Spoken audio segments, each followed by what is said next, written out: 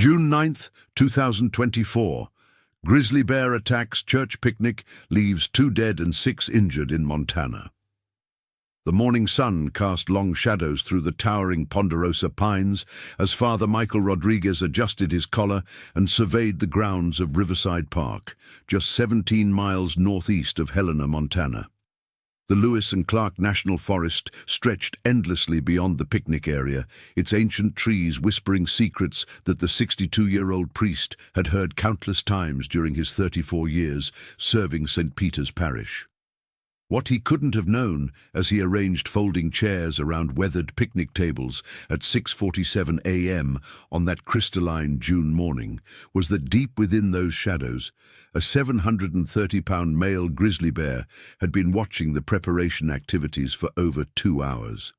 The bear, later designated as Bear Greater Than 47 by Montana Fish, Wildlife and Parks biologist Dr. Sarah Chen, had emerged from his winter den 3 weeks late this year due to an unusually harsh spring that had extended well into May.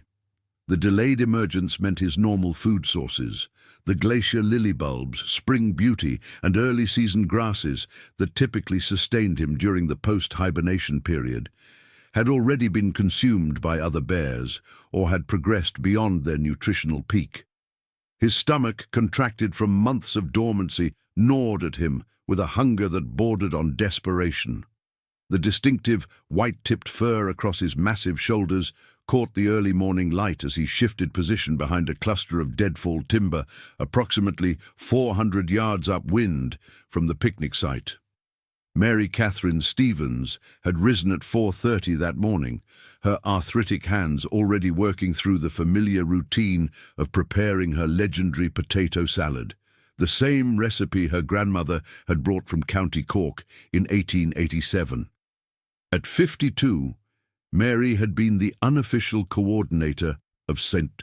Peter's annual picnic for the past 11 years, ever since her husband Thomas had died in a logging accident at the Stimson Lumber Company mill. The accident had left her with 2 daughters to raise alone, Rebecca, now 28 and living in Billings with her own family, and Jennifer, 25, who had moved to Seattle for her job at Microsoft, but was flying in specifically for today's gathering. Mary's small kitchen in the Broadwater subdivision hummed with activity as she carefully diced 15 pounds of red potatoes, their skins still bearing dirt from yesterday's purchase at the Helena Farmers Market. She moved with the practiced efficiency of someone who had orchestrated dozens of these events, her mind already running through the checklist she had memorized. Potato salad, check. Macaroni salad for the children, check. 3 watermelons chilling in the refrigerator, check. Volleyball net in the trunk of her Honda Civic, check. What she hadn't checked, because there was no way for her to know, was the Montana Fish, Wildlife and Parks incident report from 6 days earlier, documenting unusual bear activity in the Lewis and Clark National Forest, specifically in the Canyon Creek drainage that fed directly into Riverside Park. The report, filed by backcountry ranger Marcus Thompson, detailed the discovery of a partially consumed elk carcass that showed signs of aggressive feeding behavior. Unlike typical bear scavenging, which involves methodical consumption over several days, this carcass had been torn apart with unusual violence, the bones splintered and scattered across a 30-foot radius. Thompson had noted in his report that the claw marks on nearby trees were positioned at heights consistent with a large male grizzly, and that the bear had returned to the site on 3 consecutive nights, behavior that suggested either extreme hunger or territorial displacement. Dr. D. Jennifer Walsh, a wildlife behaviorist at the University of Montana, who later reviewed the incident, would explain that bears exhibiting such patterns often indicated either injury, old age, or disruption of normal feeding territories by human encroachment. In this case, the bear's traditional feeding grounds had been disrupted by an early-season controlled burn conducted by the Forest Service in the Silver Creek area, forcing him to expand his range closer to human activity areas. The burn, intended to reduce fire risk and promote new growth, had unknowingly displaced several large mammals, creating a domino effect that would culminate in the events of June 9th. Robert William Collins had been looking forward to this picnic for weeks, though his enthusiasm was tempered by the persistent pain in his left knee, a reminder of his tour in Vietnam that had ended abruptly in 1971 when shrapnel from a mortar round had shattered his patella during the Battle of Firebase Charlie. At 61, Robert maintained the bearing of the army sergeant he had once been, his grey hair still cut in a regulation style and his shirts always pressed with military precision. He lived alone in a small apartment on the north side of Helena, his wife Eleanor having passed from cancer 3 years earlier, leaving him with memories and a social circle that had gradually shrunk to his fellow parishioners at St. Peter's. Robert's morning routine on June 9th began at 5:15 a.m. with coffee strong enough to dissolve metal and a breakfast of scrambled eggs and toast while he listened to the agricultural report on KBLL radio. The weatherman predicted clear skies and temperatures reaching into the low 70s, perfect conditions for the annual gathering that Robert had attended religiously for the past 8 years, ever since Father Rodriguez had convinced him that fellowship was as important as solitary prayer. Robert particularly enjoyed the bocce ball tournament that had become a tradition, partly because his military precision gave him an advantage, but mostly because it provided him with an excuse to engage in good-natured competition with men like himself, who understood the value of structured activity and clear objectives. What Robert couldn't have known, as he carefully packed his regulation bocce ball set into the trunk of his immaculate 1998 Ford Taurus, was that his choice to park in the northernmost section of the parking area would place him directly in the path that Bear greater than 47 would take when hunger and opportunity finally overcame the animal's natural wariness of humans.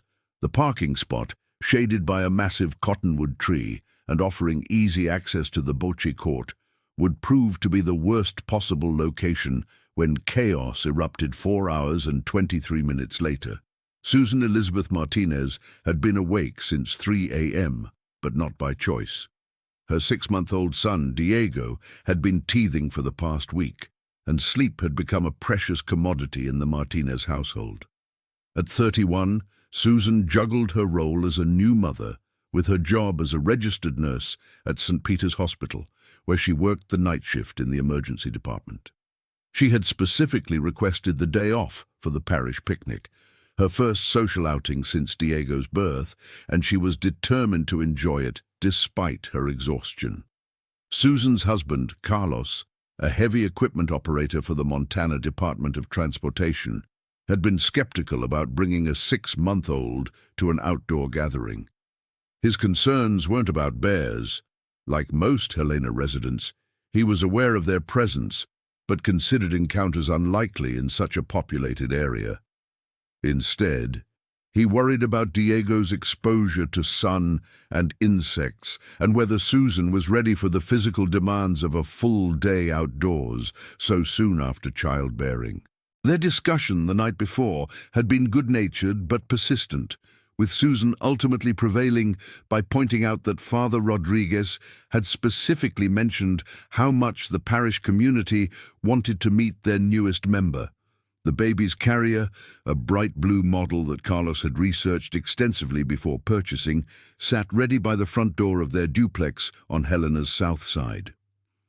Diego slept peacefully inside, his tiny fists curled against his cheeks, unaware that he would become the focus of the most desperate rescue effort in the history of Lewis and Clark County, when his mother's screams pierced the mountain air at exactly 11:18 a.m. Father Michael Rodriguez had served parishes in 3 states over his 34-year career, but none had felt as much like home as St. Peter's in Helena. The Spanish surname reflected his heritage. His grandparents had immigrated from Michoacán, Mexico, in 1923, but his upbringing in small-town Montana had given him an understanding of rural communities that served him well in his ministry. At 62, he possessed the weathered hands of someone who had helped build church additions and the patient demeanor of someone who had listened to decades of confessions. His decision to hold the annual picnic at Riverside Park instead of the traditional church grounds had been motivated by space considerations. The parish had grown significantly over the past 5 years, and the church property could no longer accommodate the expected 87 attendees. The permit application for Riverside Park had been submitted 3 months earlier through Lewis and Clark County Parks and Recreation.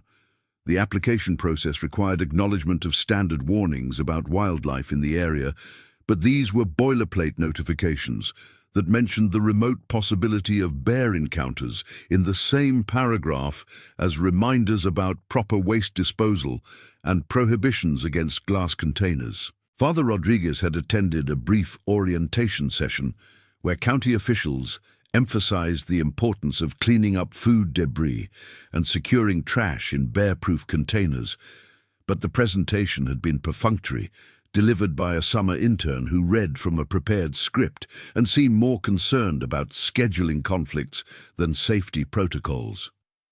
The priest's decision to arrive early stemmed from his methodical approach to event planning, a trait that had served him well throughout his career. He wanted to personally inspect the facilities, test the water spigots, and ensure that the electrical outlets functioned properly for the sound system that would be used during the blessing and community announcements. As he moved between picnic tables in the pre-dawn darkness, using a flashlight to check for level surfaces and stable seating, Father Rodriguez experienced the deep satisfaction of preparation well done. The beam of his flashlight swept across the grounds in predictable patterns, never penetrating the deeper shadows where Bear 47 had been watching since before sunrise. Patricia Ann Williams had volunteered to coordinate the children's activities, a responsibility that she approached with the same organizational skills that had made her successful as Helena Elementary School's assistant principal. At 47, Patricia possessed the rare combination of maternal warmth and administrative efficiency that made her invaluable for managing large groups of children ranging in age from toddlers to teenagers. She had arrived at the park at 7:15 a.m. with her minivan loaded with supplies, sidewalk chalk, jump ropes, frisbees, a portable speaker for musical chairs, and 3 dozen juice boxes that she had purchased with her own money rather than burden the church budget. Patricia's meticulous planning extended to safety considerations that went far beyond the county's basic requirements. She had prepared a first aid kit specifically for children's outdoor activities, including bandages decorated with cartoon characters, antiseptic wipes, and instant ice packs for the inevitable scraped knees and minor collisions that occurred when children played energetically in unfamiliar surroundings. Her clipboard contained emergency contact information for every child expected to attend, along with detailed notes about allergies, medical conditions, and special dietary requirements.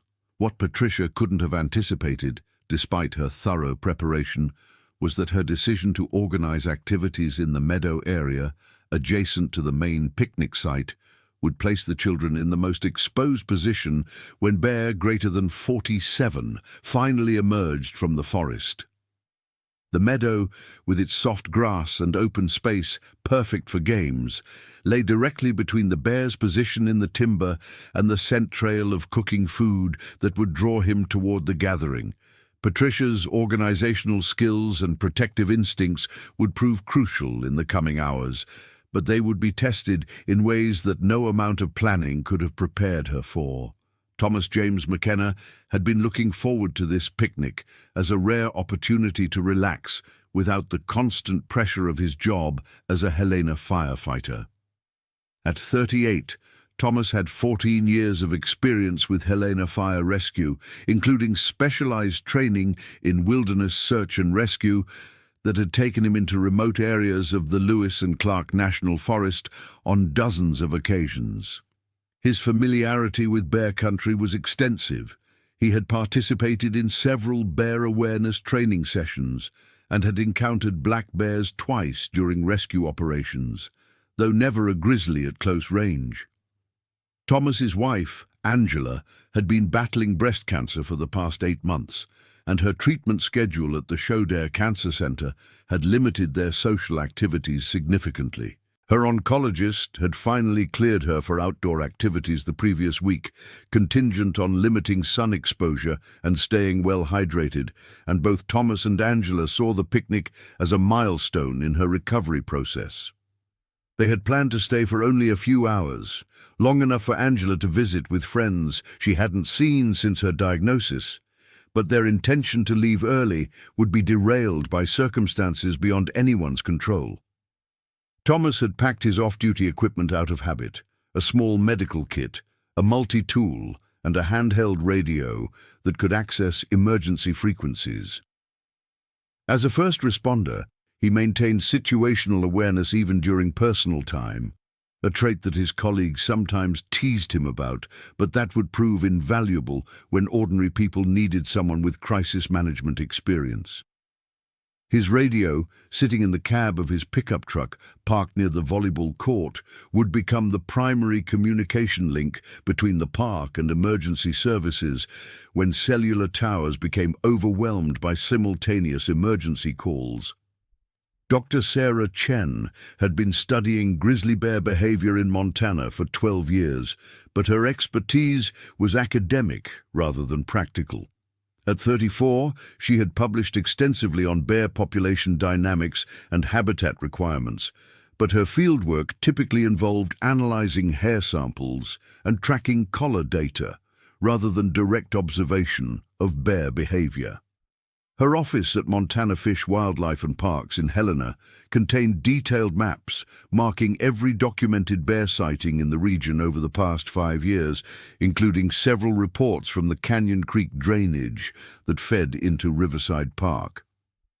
The reports from that area had been escalating in frequency over the past month, but they followed a pattern that Dr. Chen had observed in other locations where human activity intersected with bear habitat. The initial sightings involved bears at distance, feeding on natural food sources and showing appropriate wariness of human presence. Subsequent reports indicated closer encounters, often involving bears that appeared to be testing boundaries, approaching campsites or trail areas, but retreating when confronted. The final stage in this progression typically involved bears that had overcome their natural fear, often motivated by hunger or territorial pressure. Dr. Chen's analysis of the Canyon Creek reports had concluded that intervention might be necessary if the pattern continued, but the timeline for such intervention was measured in weeks rather than days. Her recommendation for increased monitoring had been submitted to the department's Wildlife Management Division the previous Friday, but implementation of new protocols required approval from multiple agencies and coordination with local law enforcement. The bureaucratic process that might have prevented the events of June 9th was still working its way through administrative channels when Bear Greater Than 47 made his final approach toward the scent of cooking hamburgers and the sound of human laughter. Jennifer Louise Stevens had flown in from Seattle specifically for the picnic, taking vacation time from her job as a software engineer at Microsoft to spend a long weekend with her mother. At 25, Jennifer represented the new generation of Montana natives who had left for opportunities in larger cities but maintained strong connections to their rural roots. Her relationship with her mother, Mary, had deepened significantly since her father's death, and she made a point of visiting Helena at least 4 times per year for important family and community events. Jennifer's flight had arrived at Helena Regional Airport at 11:47 p.m. the previous evening, and she had spent the night in her childhood bedroom, surrounded by high school memorabilia and family photographs that chronicled her transformation from small-town girl to technology professional. Her plan was to help her mother with food preparation in the morning, assist with setup at the park, and then fly back to Seattle on Monday morning with enough time to be at work for an important product development meeting on Tuesday. The mother-daughter dynamic between Jennifer and Mary had evolved into a partnership of equals, with Jennifer's organizational skills complementing her mother's experience and community connections. Jennifer had brought her laptop computer to help document the event with digital photographs, intending to create a photo album that could be shared with parish members who were unable to attend. Her technology background had made her the unofficial documentarian for family events, and she looked forward to capturing moments that would preserve memories of a community gathering that had become increasingly important as older members of the parish passed away or moved to assisted living facilities. Harold Eugene Foster had been the volunteer groundskeeper at St. Peter's for 6 years, ever since his retirement from the Burlington Northern Santa Fe Railway. At 68, Harold possessed the patient persistence of someone who had spent 42 years maintaining track infrastructure in all weather conditions, and he approached church property maintenance with the same methodical attention to detail that had kept freight trains running safely through Montana's challenging terrain. His decision to attend the picnic was motivated by a sense of proprietary interest. Having helped Father Rodriguez plan the logistics of moving the event to Riverside Park, he wanted to see how his recommendations had worked out in practice. Harold's expertise in outdoor events came from decades of organizing safety meetings and equipment inspections for railroad crews working in remote locations. He understood the importance of backup plans, redundant communication systems, and worst-case scenario preparation in ways that most civilian event organizers never considered. His pickup truck contained emergency supplies that went far beyond normal picnic requirements: battery-powered radio, first aid kit certified for industrial accidents, emergency flares, and a toolkit that could handle mechanical failures of any equipment being used at the event.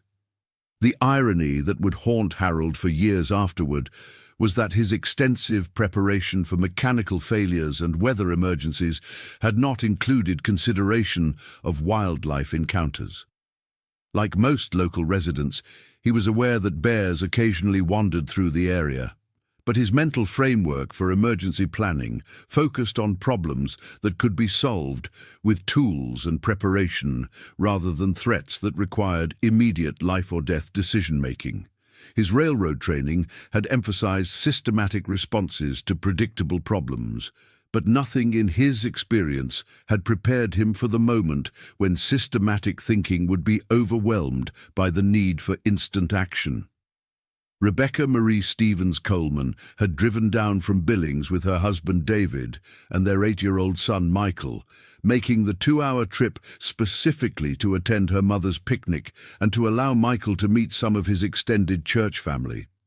At 28, Rebecca had inherited her mother's organizational abilities, but had channeled them into a career as an event planner for corporate clients in the Billings area.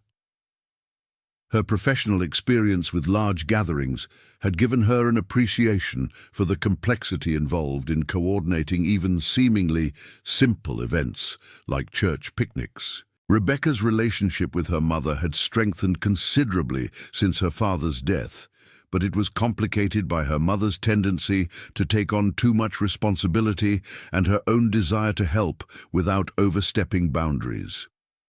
She had offered to take over coordination of the annual picnic several times, but Mary had politely declined, viewing the event as her special contribution to the parish community. Rebecca had learned to support her mother's efforts while staying in the background, contributing practical assistance without undermining Mary's leadership role. The decision to bring 8-year-old Michael to the picnic represented a conscious effort to maintain family traditions across generations. Rebecca and David wanted their son to understand his Montana heritage and to develop relationships with his grandmother and her community, even though their own lives were centered in Billings. Michael had been excited about the trip for weeks, particularly the promise of outdoor games and the possibility of seeing wildlife from a safe distance. His enthusiasm for the adventure would make the subsequent trauma even more devastating for family members who had planned the weekend as a celebration of family connections. David Matthew Coleman had married into the Stevens family 4 years earlier, and his relationship with his mother-in-law Mary had developed into genuine mutual respect and affection. At 31, David worked as an insurance claims adjuster specializing in agricultural losses, and his job required him to assess damage from weather events, equipment failures, and occasionally wildlife encounters.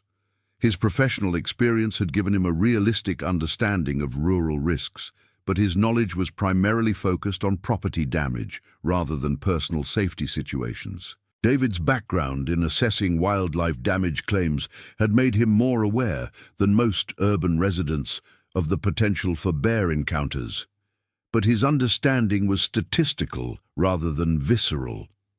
He knew that such incidents were rare, that they typically involved specific circumstances like food storage failures or surprise encounters, and that proper precautions could minimize risks to acceptable levels. His comfort level with outdoor activities had been reinforced by successful camping trips and hiking expeditions in Yellowstone and Glacier National Park parks, where wildlife viewing had been exciting rather than threatening. The claims adjuster in David had noted the excellent organization of the picnic setup, the appropriate food storage procedures, and the presence of several trash receptacles that appeared to be properly secured. His professional habit of identifying potential liability issues had been satisfied by his observations, and he had relaxed into vacation mode with the confidence of someone who had assessed the situation and found it acceptable. This false sense of security would make the sudden transition from peaceful family gathering to life-threatening emergency even more psychologically devastating. Michael Thomas Coleman, at 8 years old, possessed the fearless curiosity that made every adventure exciting and every adult concern incomprehensible. He had been awake since 5:30 a.m., too excited about the trip to sleep past sunrise, and had spent the 2-hour drive from Billings asking questions about bears, fishing, and whether the park would have playground equipment. His parents had answered his questions patiently, explaining that they might see wildlife from a distance, but that bears generally avoided areas with lots of people, and that the most exciting thing he was likely to encounter would be a squirrel, or possibly a deer.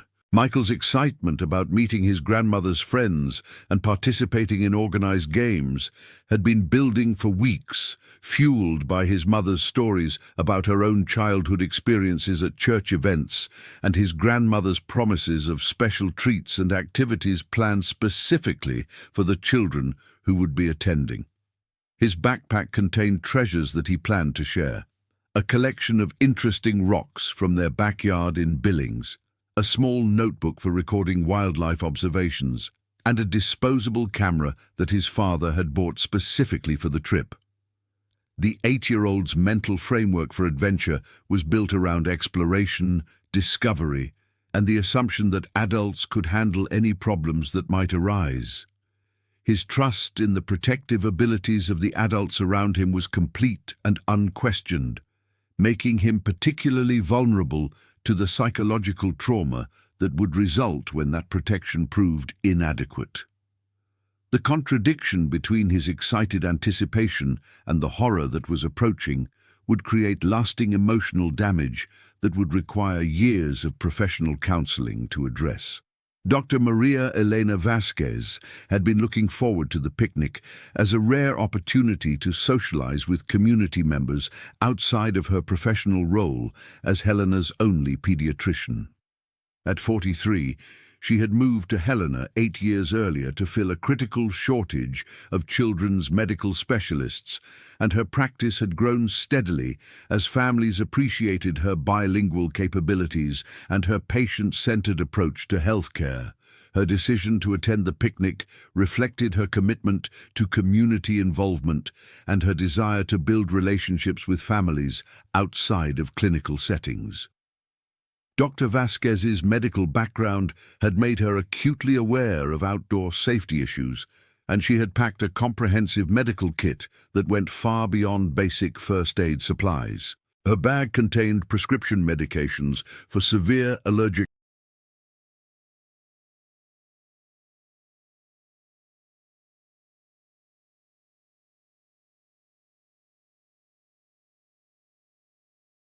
reactions, sterile sutures for deep lacerations, and emergency medications for cardiac events, preparations that reflected her training in emergency medicine as well as pediatrics. She had volunteered to serve as the unofficial medical officer for the event, a role that Father Rodriguez had gratefully accepted given the age range of expected attendees. The pediatrician's mental preparation for potential medical emergencies had focused on the most statistically likely problems: heat exhaustion, allergic reactions to food or insect stings, minor injuries from recreational activities, and possible cardiac episodes among older participants.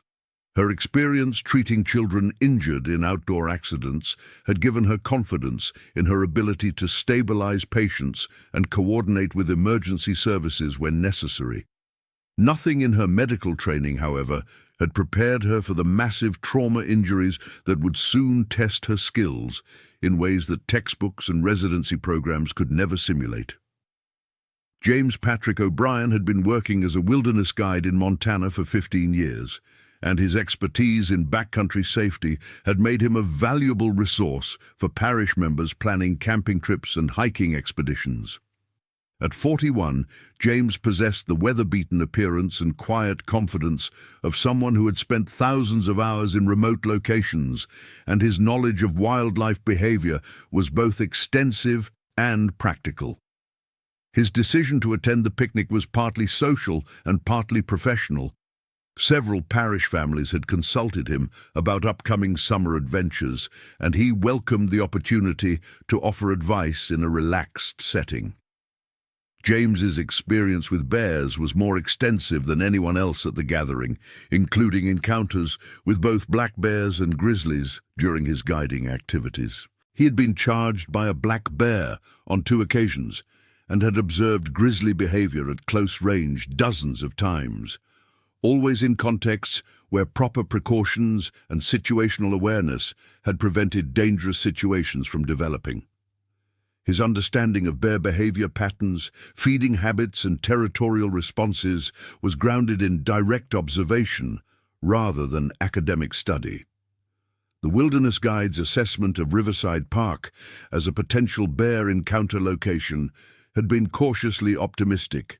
The site was close enough to human activity areas to discourage most wildlife, and the regular use by county maintenance crews and recreational groups had established a pattern of human presence that typically kept larger mammals at a distance. James had noted the proximity to the national forest and the creek drainage that could serve as wildlife corridors, but he had classified the risk level as low based on his experience with similar locations throughout the region. Lieutenant Colonel George Andrew Mitchell, United States Army, retired, had been attending St. Peter's Parish events for 3 years, ever since moving to Helena after his retirement from active duty. At 58, George maintained the bearing and discipline of his military career, but he had consciously worked to transition from the high-stress environment of military leadership to the more relaxed pace of civilian community involvement. His background included multiple combat deployments and extensive training in crisis management, but he had looked forward to the picnic as an opportunity to enjoy peaceful fellowship without the constant vigilance that had characterized his professional life. George's military experience had included survival training in diverse environments, including wilderness areas where wildlife encounters were a recognized threat. His knowledge of emergency procedures and his ability to maintain clarity under stress were products of decades of professional development, but he had intentionally left that mindset behind when he retired. The picnic represented his effort to embrace civilian life fully, to enjoy social gatherings without the tactical thinking that had once been essential to his survival and the survival of his soldiers. The transition from military to civilian thinking had been therapeutic for George, allowing him to build relationships based on shared interests rather than operational necessity. His involvement with St. Peter's Parish had provided him with a sense of community purpose that replaced the mission focus of his army career. The cruel irony of June 9th was that his deliberate effort to leave military thinking behind would be reversed by circumstances that demanded exactly the kind of leadership and crisis management skills that he had worked to set aside. Bear, greater than 47, had been moving slowly through the timber since before dawn, his massive frame negotiating deadfall and underbrush with surprising silence for an animal of his size. The 730-pound male had survived 8 years in the Montana wilderness by combining intelligence, caution, and an acute sensitivity to environmental changes that had allowed him to avoid most human encounters. His delayed emergence from hibernation had disrupted his normal feeding patterns, and the controlled burn in his traditional territory had forced him to expand his range into areas where human activity was more common.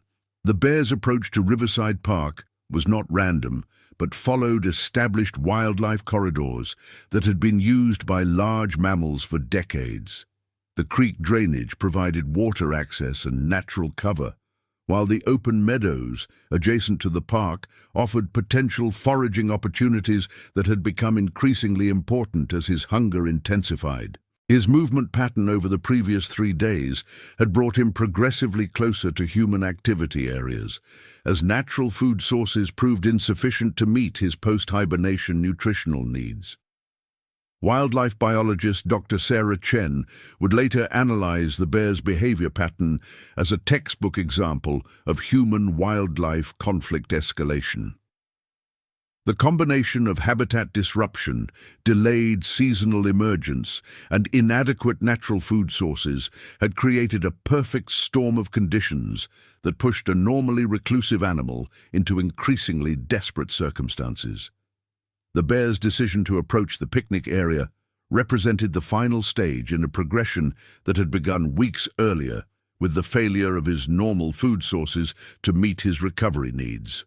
By 8:30 a.m., Riverside Park had transformed from the quiet dawn landscape that Father Rodriguez had surveyed into a bustling preparation area as early arriving families began setting up for the day's festivities.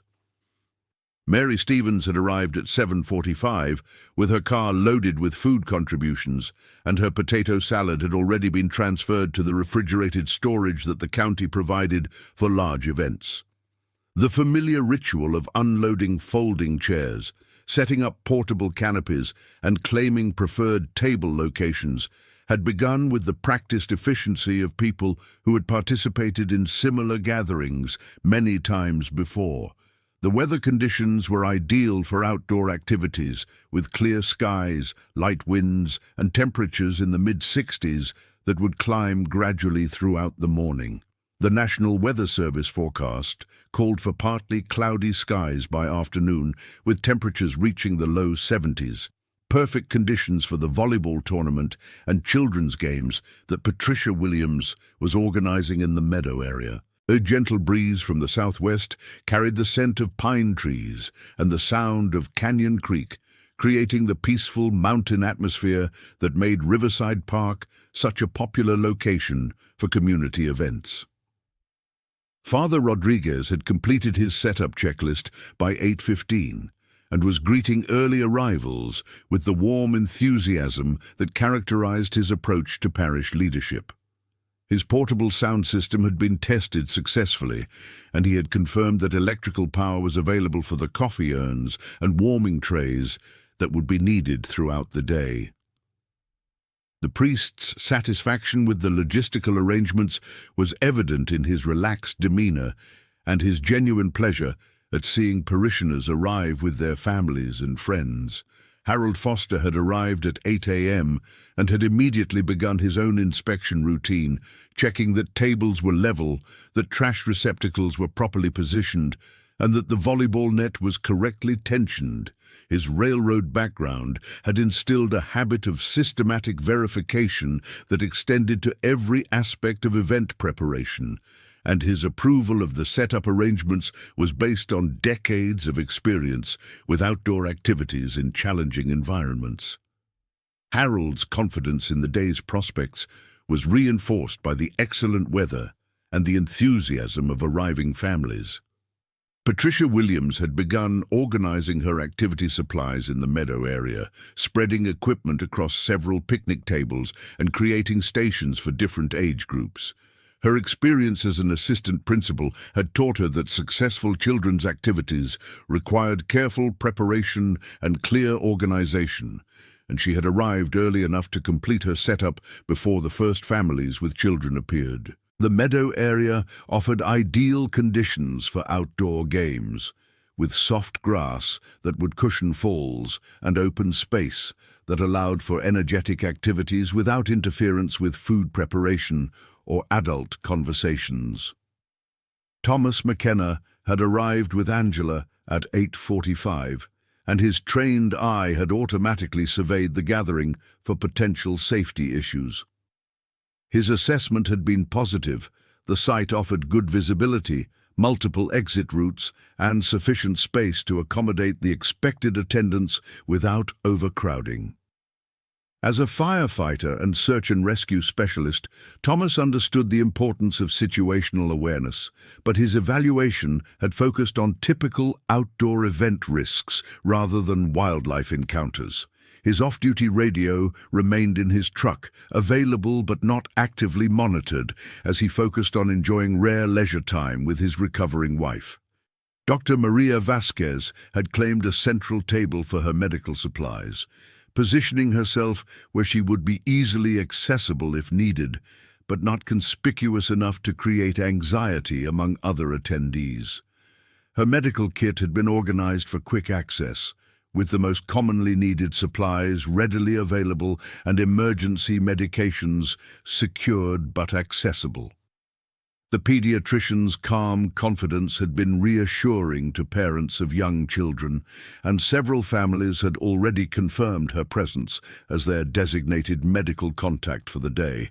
James O'Brien had positioned himself near the edge of the gathering area, where his wilderness experience made him naturally inclined to maintain awareness of the surrounding forest environment. His comfort level with outdoor activities had been enhanced by his assessment of the site's safety characteristics, but his trained awareness of wildlife signs had noted several indicators that would later prove significant.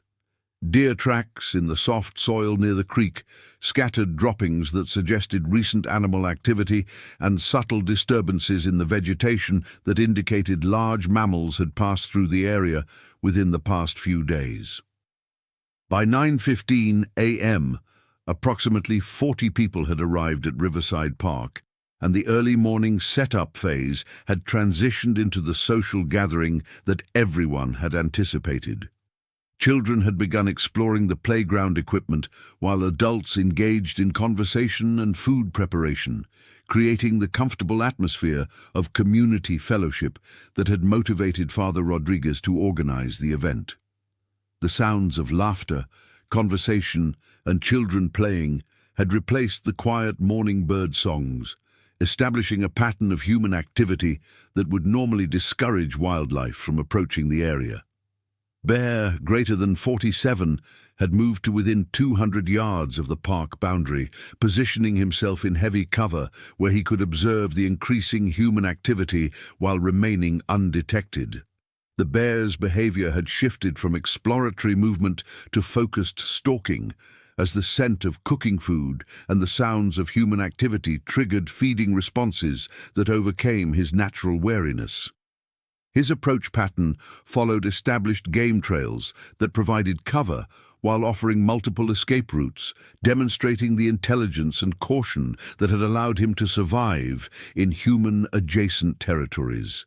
The bear's hunger had intensified throughout the morning as the scent of grilling hamburgers and other prepared foods reached him through the forest air. His post-hibernation metabolic needs required massive caloric intake to restore his body condition, and the artificial food sources represented an opportunity that his desperate physical condition made increasingly difficult to resist.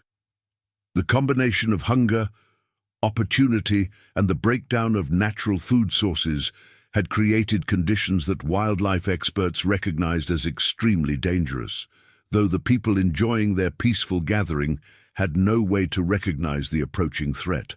Dr. Sarah Chen would later explain that the bear's behavior during this stalking phase was entirely predictable based on his previous history and current circumstances. The monitoring reports from Canyon Creek had documented a progression that followed established patterns of human-wildlife conflict, but the timing of the escalation had occurred more rapidly than typical scenarios suggested. The bear's decision to commit to the approach represented the point of no return in a process that had been building for weeks, as hunger overcame the survival instincts that normally kept such encounters from occurring. Rebecca Stevens Coleman had arrived with her family at 9:30, and 8-year-old Michael's excitement had been immediately evident as he explored the playground equipment and met other children attending the event. His enthusiasm for the outdoor adventure had been infectious, and several adults had commented on his polite manners and obvious excitement about participating in the day's activities. Rebecca had been pleased to see her mother, Mary, enjoying the social aspects of the gathering, and the mother-daughter relationship had been relaxed and comfortable as they worked together to arrange food contributions and organize seating areas. David Coleman had taken responsibility for documenting the event with photographs, capturing family moments and group activities that would preserve memories of what everyone expected to be a pleasant community gathering. His insurance background had made him naturally observant of site conditions and safety factors, and his assessment had been entirely positive. The park facilities were well maintained, the weather was ideal, and the organization was excellent.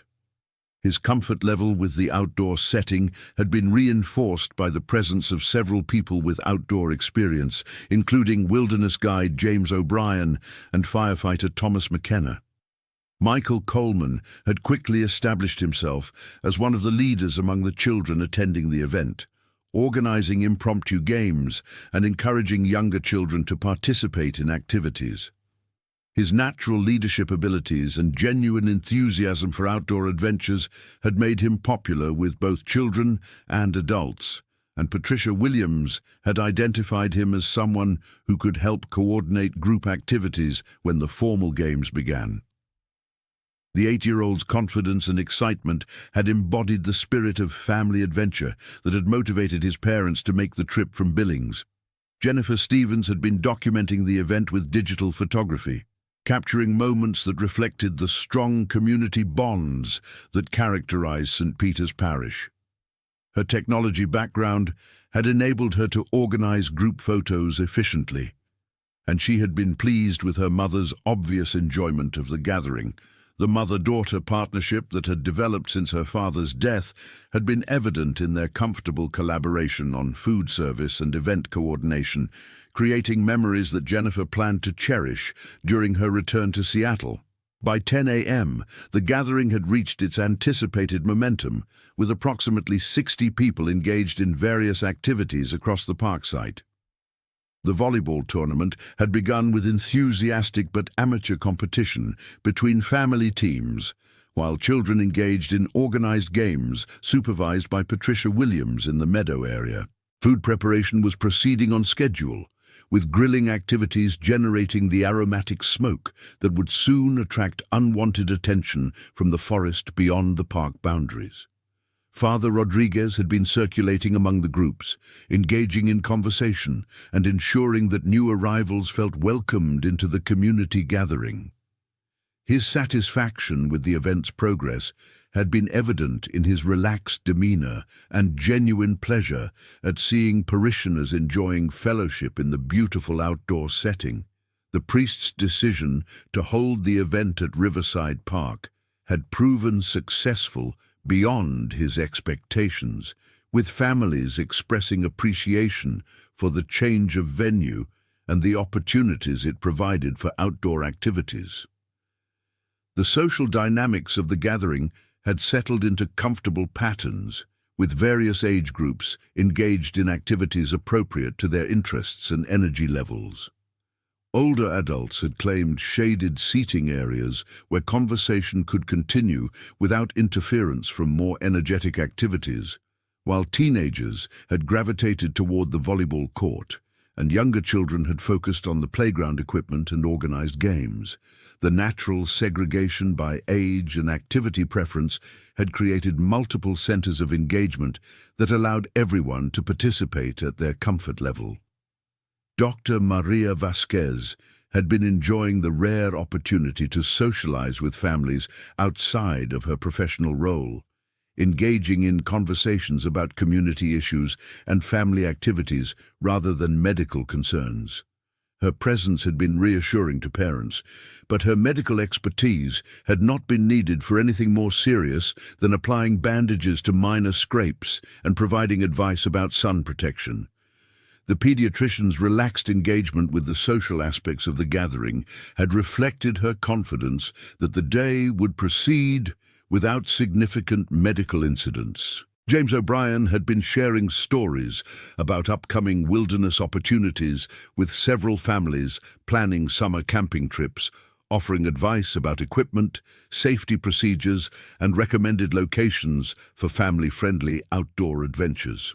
His expertise had been valued by parents seeking guidance about introducing children to backcountry activities, and his calm confidence had been reassuring to families with limited outdoor experience.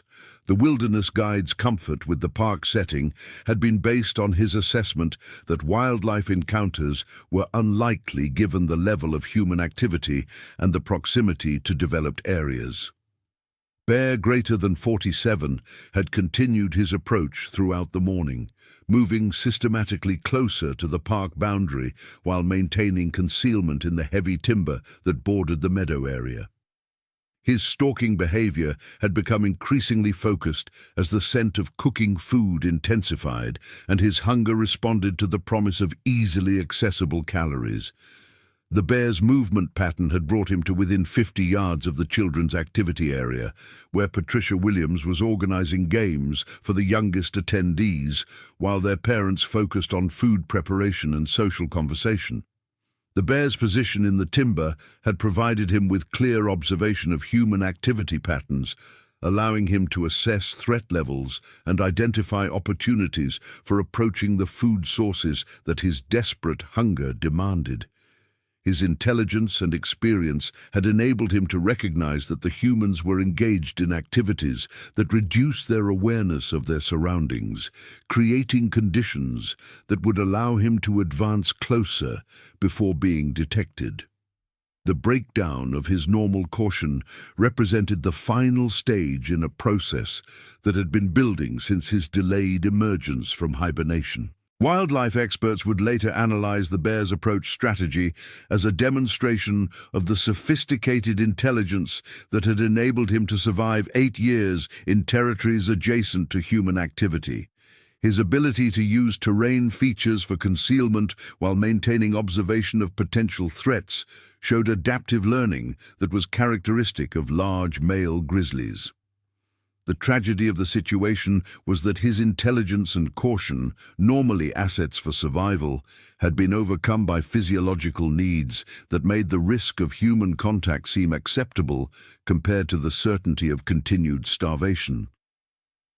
At 10:45 a.m., the first indication of unusual wildlife activity occurred when James O'Brien noticed that the normal pattern of birdsongs from the forest area had ceased abruptly. His wilderness experience had taught him to recognize such changes as potential indicators of predator presence, But the absence of bird activity could have resulted from various causes ranging from weather changes to human activity levels.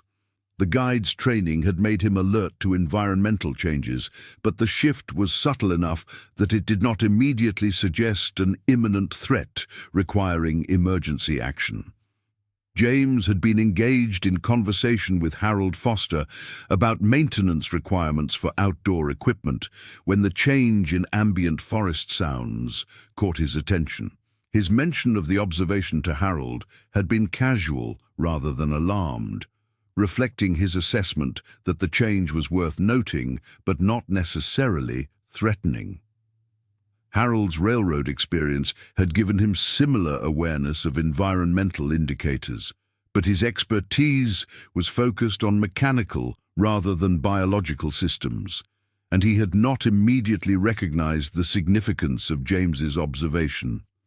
The cessation of bird activity had actually begun several minutes earlier, as local wildlife had detected the bear's presence and had modified their behavior accordingly. The absence of normal forest sounds represented a warning system that indigenous peoples and experienced outdoorsmen had relied upon for generations. But the knowledge required to interpret such signals had been lost to most modern people. The tragic irony was that nature had provided early warning of the approaching danger, but the people who needed that warning lacked the experience to understand its significance. Dr. Sarah Chen would later explain that the behavior of local wildlife often provided the most reliable indicators of predator presence, as smaller animals possessed sensory capabilities and survival instincts that detected threats long before humans became aware of danger. The sudden silence from normally active bird populations represented a clear warning that a large predator was approaching. But interpreting such signals required knowledge that few people in modern society had retained. The loss of traditional wilderness knowledge had created a gap in threat awareness that contributed to the tragedy that was about to unfold. By 11 a.m., the picnic had reached its peak activity level, with all expected attendees having arrived, and various activities proceeding simultaneously across the park site. The volleyball tournament had attracted spectators as well as participants, creating a concentration of people near the court area that was separated from the forest edge by approximately 75 yards of open meadow. Children's games had expanded to include hide-and-seek activities that utilized trees and playground equipment for concealment, while food preparation had reached the stage where serving would begin within the next 30 minutes. Mary Stevens had been coordinating the food service timeline with other volunteers, ensuring that hot dishes would be ready simultaneously and that serving tables were properly arranged for efficient distribution. Her years of experience organizing similar events had given her confidence in managing the complex logistics of feeding nearly 90 people in an outdoor setting, and her satisfaction with the day's progress had been evident in her relaxed interactions with family members and friends. The potato salad that had occupied her early morning hours had received enthusiastic compliments, reinforcing her sense of successful contribution to the community gathering. Father Rodriguez had been preparing for the blessing that would officially begin the meal service, reviewing his notes for brief remarks about community fellowship and appreciation for the beautiful natural setting that surrounded their gathering.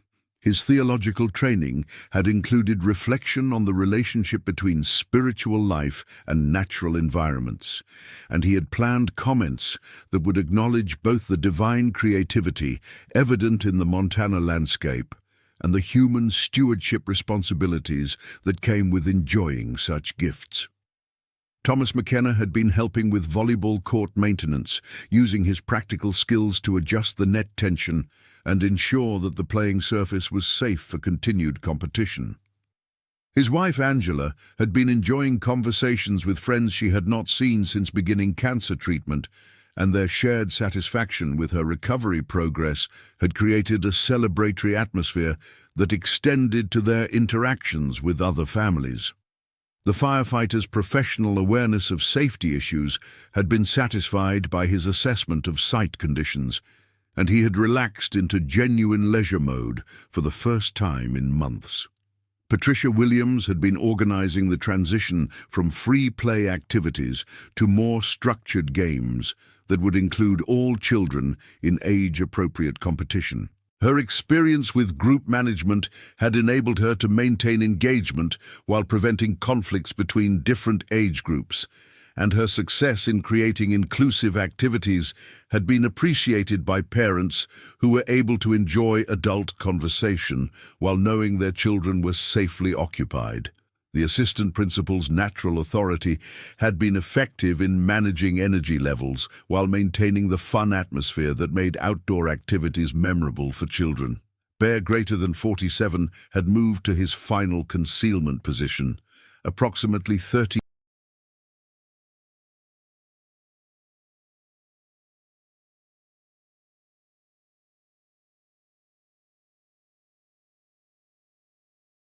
yards from the edge of the meadow where children were playing games supervised by Patricia Williams. His approach had been methodical and patient, utilizing terrain features and vegetation to remain undetected, while positioning himself for access to the food sources that his desperate hunger demanded. The bear's stalking behavior had reached the commitment phase, where retreat was no longer his primary option, and forward movement toward the perceived food opportunity had become his dominant motivation. The bear's assessment of the human activity had identified patterns that reduced the likelihood of early detection during his final approach. The adults were concentrated around food preparation areas and the volleyball court, while the children were engaged in activities that focused their attention on games rather than their surrounding environment. His intelligence had enabled him to recognize that the humans were not maintaining the vigilant awareness that might have detected his presence earlier, creating conditions that favored a successful approach to the food sources.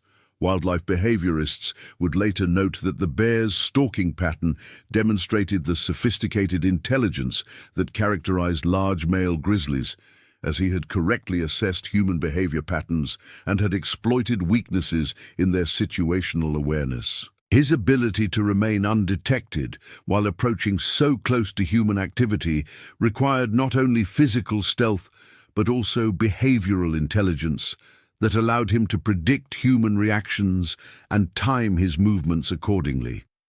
The successful approach represented the culmination of hunting skills that had evolved over millions of years, but were now being applied to a situation that would have catastrophic consequences for both humans and bear.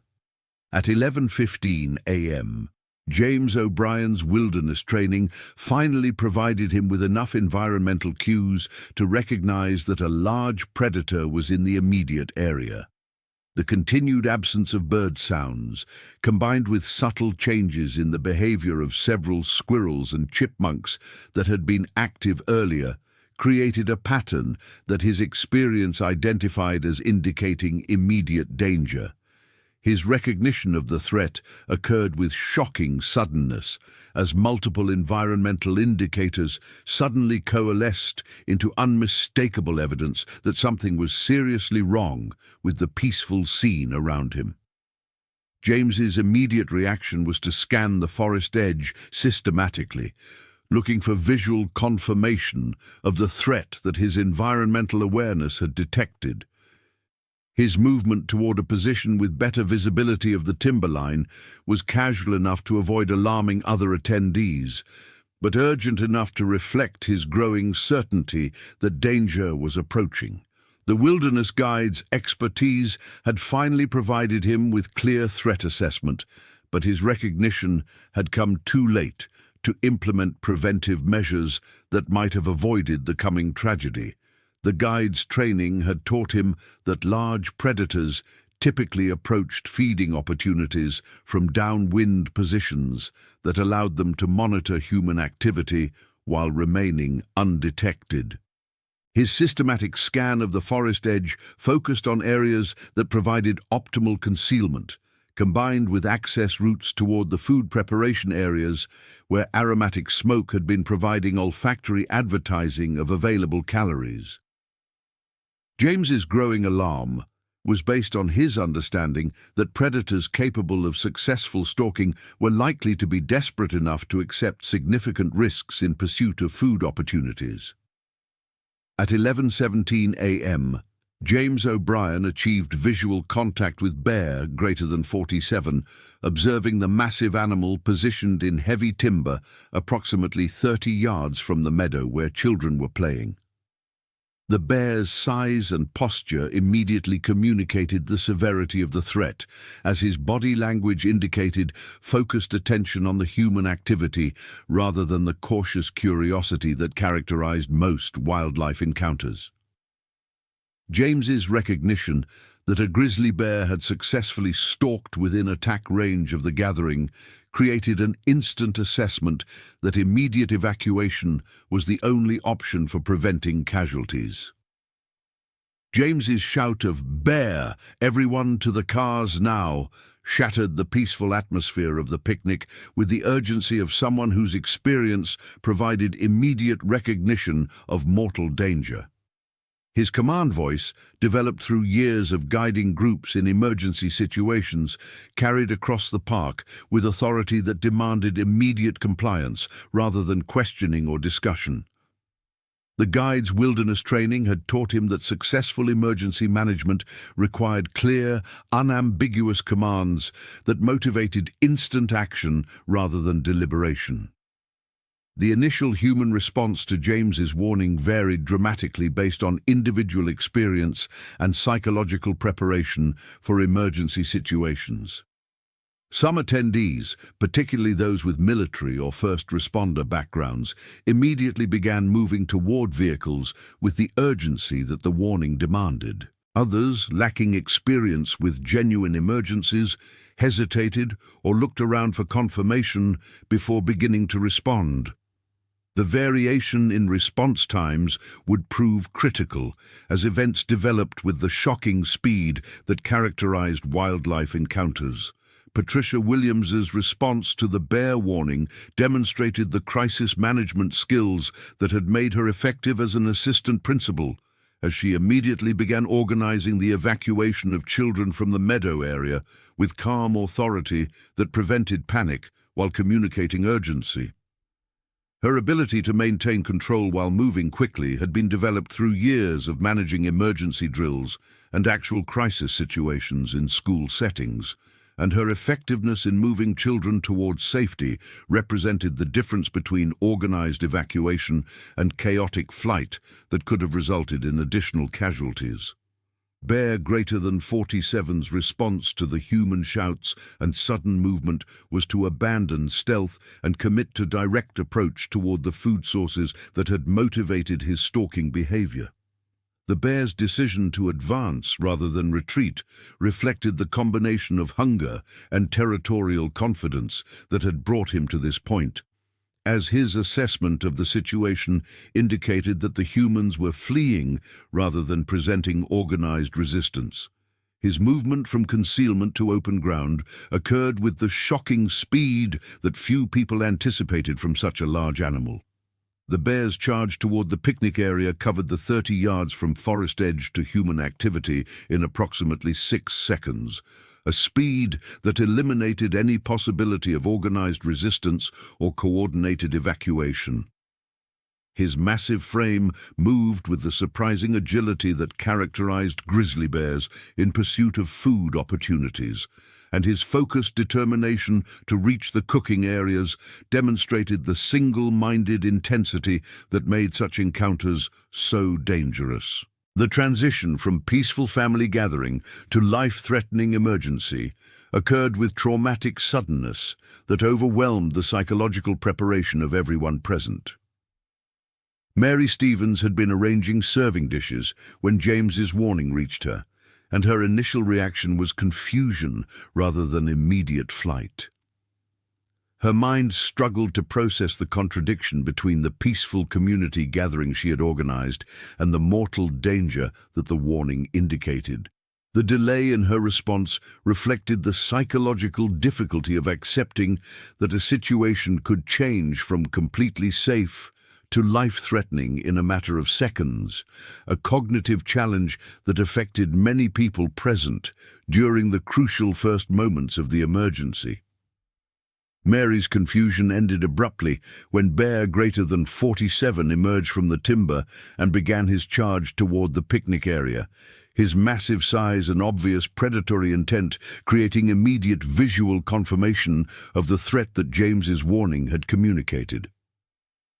Her transition from confusion to terror occurred with shocking suddenness as her mind processed the reality that a 700-pound predator was approaching at high speed with obvious aggressive intent.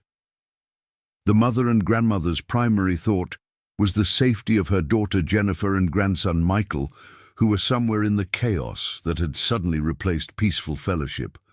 The bear's approach route took him directly through the area where Mary had been organizing food service, and her position between the animal and the parking area where most people were fleeing placed her in immediate danger of direct contact.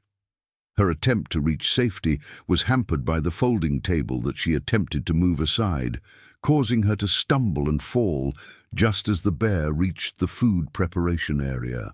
The combination of her delayed reaction and the physical obstacle created the circumstances that would make her one of the first casualties of the attack. Bear greater than 47's initial contact with human victims occurred when he encountered Mary Stevens at the food service area, where his massive weight and powerful claws created trauma injuries that were immediately life-threatening. The bear's attack was not motivated by predatory hunting behavior, but rather by the territorial aggression and food acquisition instincts that had brought him to the picnic site. His interaction with Mary lasted only seconds, but the massive physical damage inflicted by an animal of his size and strength created wounds that were beyond the capacity of field medical treatment to address. Jennifer Stevens's screams as she witnessed her mother's encounter with the bear added to the chaos that was developing throughout the picnic area as people fled in various directions while attempting to locate family members and reach the safety of vehicles. Her attempted approach to help her mother demonstrated the courage and family loyalty that had characterized their relationship. But her advance toward the bear was stopped by Harold Foster, whose railroad experience had taught him to prioritize overall safety rather than individual rescue attempts that could result in additional casualties. Robert Collins had been positioned near the bocce ball court when the emergency began, and his military training had provided him with immediate assessment of the tactical situation and recognition that organized resistance was impossible given the speed and size of the attacking animal. His attempt to reach his vehicle was intercepted by the bear's movement pattern, as Bear greater than 47's focus on food sources brought him directly into collision with people who were attempting to evacuate the area. Robert's encounter with the bear occurred near his parked car, where his military bearing and attempt to present an intimidating presence proved inadequate against an animal whose size and determination overwhelmed human efforts at deterrence. The bear's attack on Robert Collins demonstrated the massive physical superiority that grizzly bears possessed over humans in direct confrontation, as the 61-year-old veteran's military training and physical fitness provided no protection against an animal whose natural weapons and size created instantly lethal trauma. Robert's service in Vietnam had prepared him for many forms of violence, but nothing in his experience had provided relevant preparation for an encounter with a predator whose capabilities exceeded human comprehension. His death occurred within seconds of contact, as the bear's claws and teeth created wounds that were immediately fatal. Dr. Maria Vasquez had been moving toward her medical supplies when the attack began, but her advance was redirected toward the casualties as her medical training overcame self-preservation instincts and focused her attention on treating injuries rather than ensuring her own safety. Her approach to Mary Stevens's position required crossing open ground where the bear remained active, creating a situation where medical intervention was needed but physically impossible to provide safely. The pediatrician's courage in attempting to reach wounded victims demonstrated the professional dedication that had motivated her career choice, but her safety became a concern for other people who recognized that additional casualties would serve no beneficial purpose. Thomas McKenna's firefighter training had provided him with immediate recognition of the emergency management requirements, and his movement toward his truck to access his radio equipment represented the first step in coordinating professional emergency response to the attack.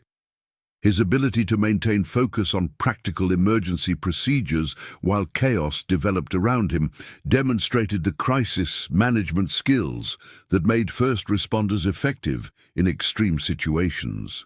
The handheld radio in his truck represented the primary communication link with emergency services, as cellular phone networks were becoming overwhelmed by multiple simultaneous calls from people attempting to report the attack.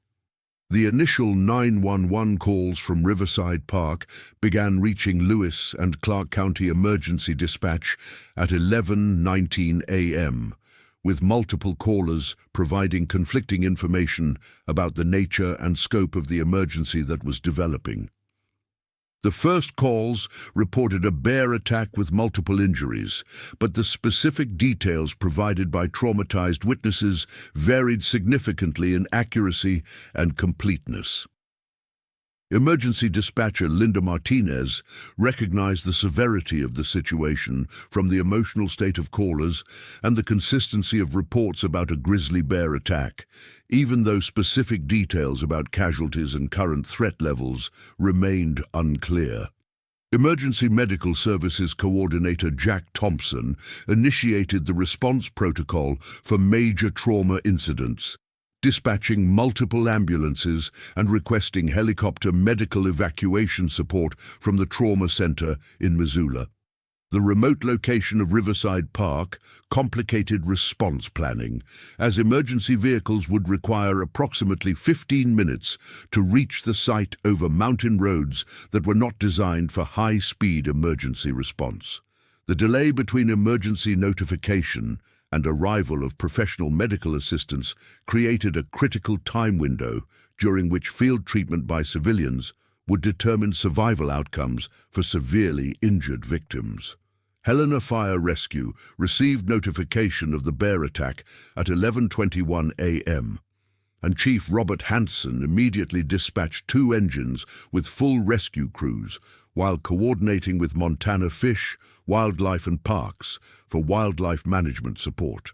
The fire department's response plan for wildlife emergencies included protocols for scene security and casualty evacuation, but the specific challenges of treating trauma injuries while managing continued bear presence required careful coordination between multiple agencies. Chief Hanson's decision to request law enforcement support reflected his recognition that civilian safety required professional wildlife management beyond the capabilities of fire rescue personnel. Lewis and Clark County Sheriff's Office initiated response with multiple patrol units, while coordinating with Montana Fish, Wildlife and Parks conservation officers who possessed specialized training and equipment for dealing with aggressive wildlife. Sheriff Michael Davidson recognized that successful emergency response required both immediate medical care for casualties and professional wildlife management to prevent additional attacks. The coordination challenges were complicated by the remote location and the need to establish scene security while providing medical access to injured victims. Montana Fish, Wildlife and Parks Conservation Officer Robert Sterling was approximately 25 miles from Riverside Park when the emergency call was received, and his immediate response included coordination with local law enforcement while gathering specialized equipment for dealing with large bear encounters. Officer Sterling's experience with aggressive wildlife situations had taught him that successful resolution required careful assessment of bear behavior and strategic planning, rather than immediate confrontation that could escalate the danger. His estimated arrival time of 35 minutes created a critical period during which civilian safety would depend on the bear's behavior and the effectiveness of impromptu defensive measures. The bear's behavior, following his initial attacks on Mary Stevens and Robert Collins, shifted toward investigation of food sources as his original motivation for approaching the picnic site reasserted itself once the immediate human threats had been neutralized. Bear greater than 47's movement through the food preparation area involved systematic examination of available food, while maintaining awareness of the remaining human activity around the periphery of the site. His feeding behavior was interrupted periodically by defensive responses to human movement, but his primary focus had returned to accessing the calories that his desperate hunger demanded.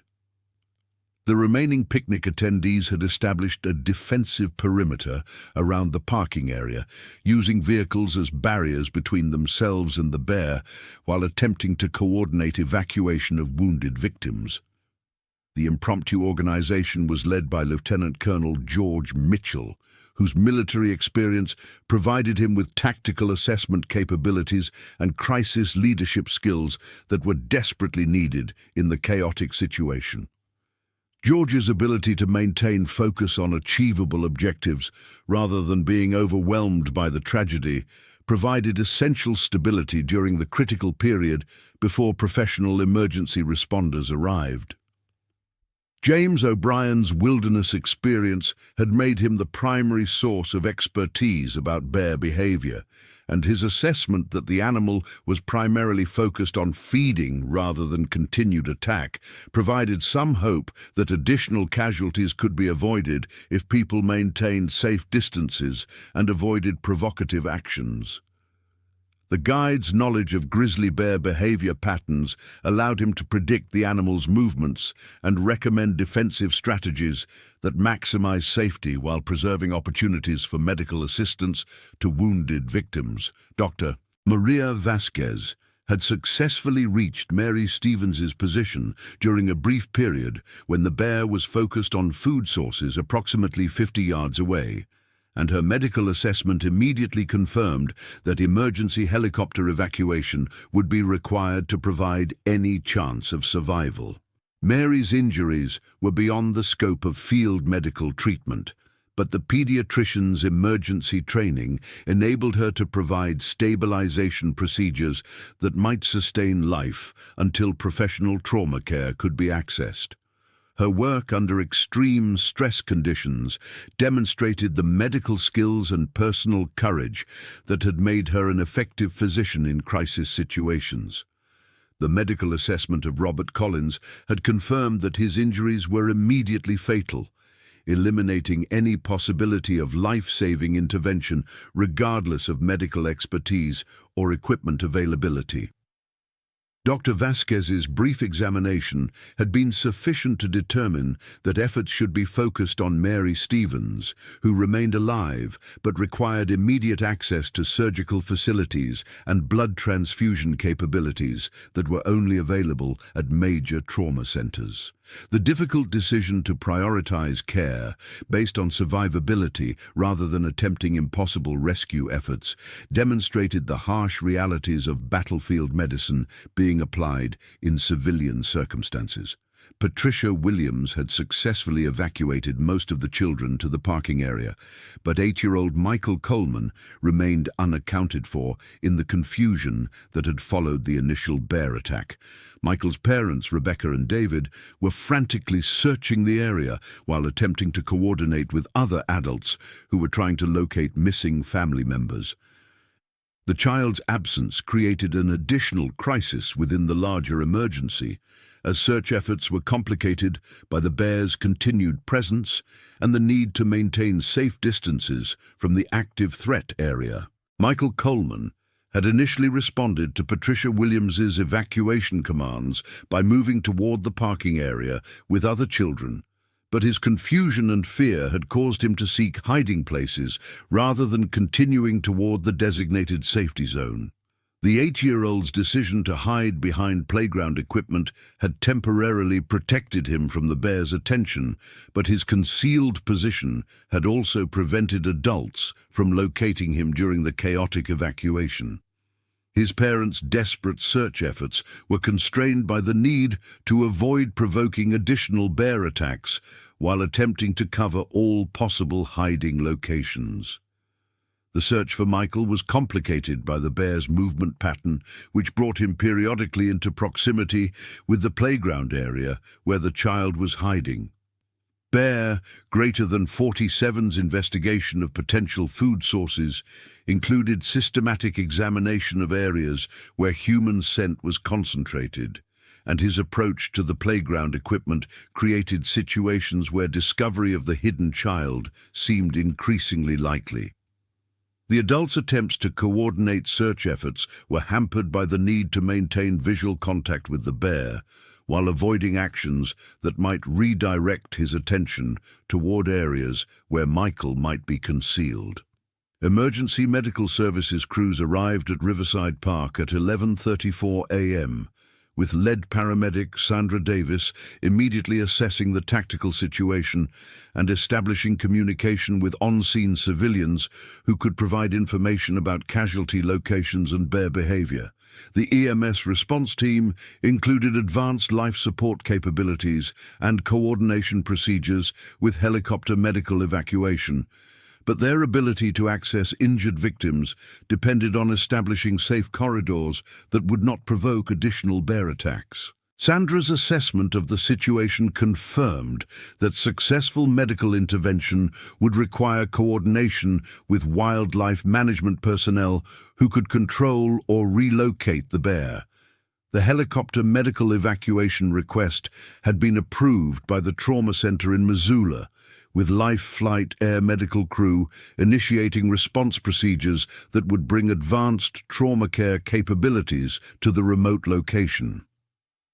The helicopter's estimated arrival time of 45 minutes from initial emergency notification created a critical time window during which ground-based medical treatment would determine survival outcomes for victims with life-threatening injuries.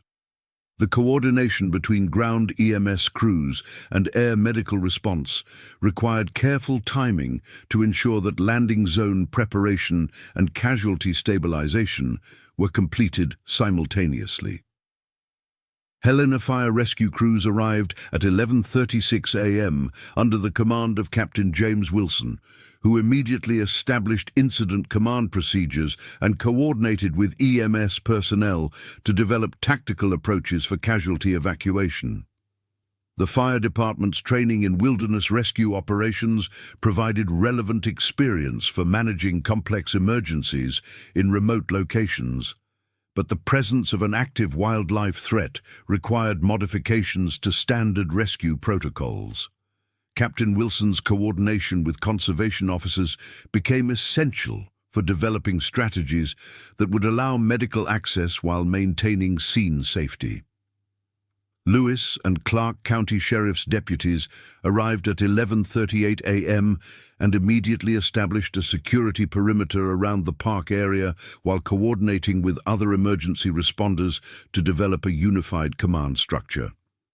Sheriff Davidson's on-scene assessment confirmed that resolution of the emergency required both immediate medical care for casualties and professional wildlife management to eliminate the continued threat. The sheriff's coordination with Montana Fish, Wildlife and Parks became critical for implementing strategies that would allow full access to the scene while ensuring that the bear situation was resolved safely. Conservation Officer Robert Sterling arrived at 11:42 a.m. with specialized equipment for large animal management, including tranquilizer drugs and high-powered rifles appropriate for grizzly bear encounters. His assessment of Bear Greater Than 47's behavior confirmed that the animal was primarily focused on feeding opportunities rather than continued aggression toward humans, but his evaluation also indicated that the bear's desperation and territorial confidence made successful relocation unlikely. Officer Sterling's decision-making authority for wildlife management became critical for determining whether attempts at non-lethal intervention were feasible or whether public safety required immediate lethal action. The tactical assessment of Bear, greater than 47's behavior, had indicated that the animal was not actively hunting humans, but was defending access to food sources while continuing to investigate opportunities for caloric intake. This behavioral pattern suggested that careful human movement might be possible if coordinated with the bear's feeding activities, but any approach to casualty locations would require precise timing and professional wildlife management support. The conservation officer's expertise in predicting bear behavior patterns became essential for developing rescue strategies that could succeed without provoking additional attacks. Dr. Sarah Chen had been contacted by emergency services and was en route to provide wildlife behavior expertise for the ongoing situation. But her estimated arrival time would not contribute to immediate tactical decision-making. Her remote consultation by radio provided important background information about Bear greater than 47's history and behavioral patterns, confirming that his hunger-driven approach represented the culmination of habitat displacement and inadequate natural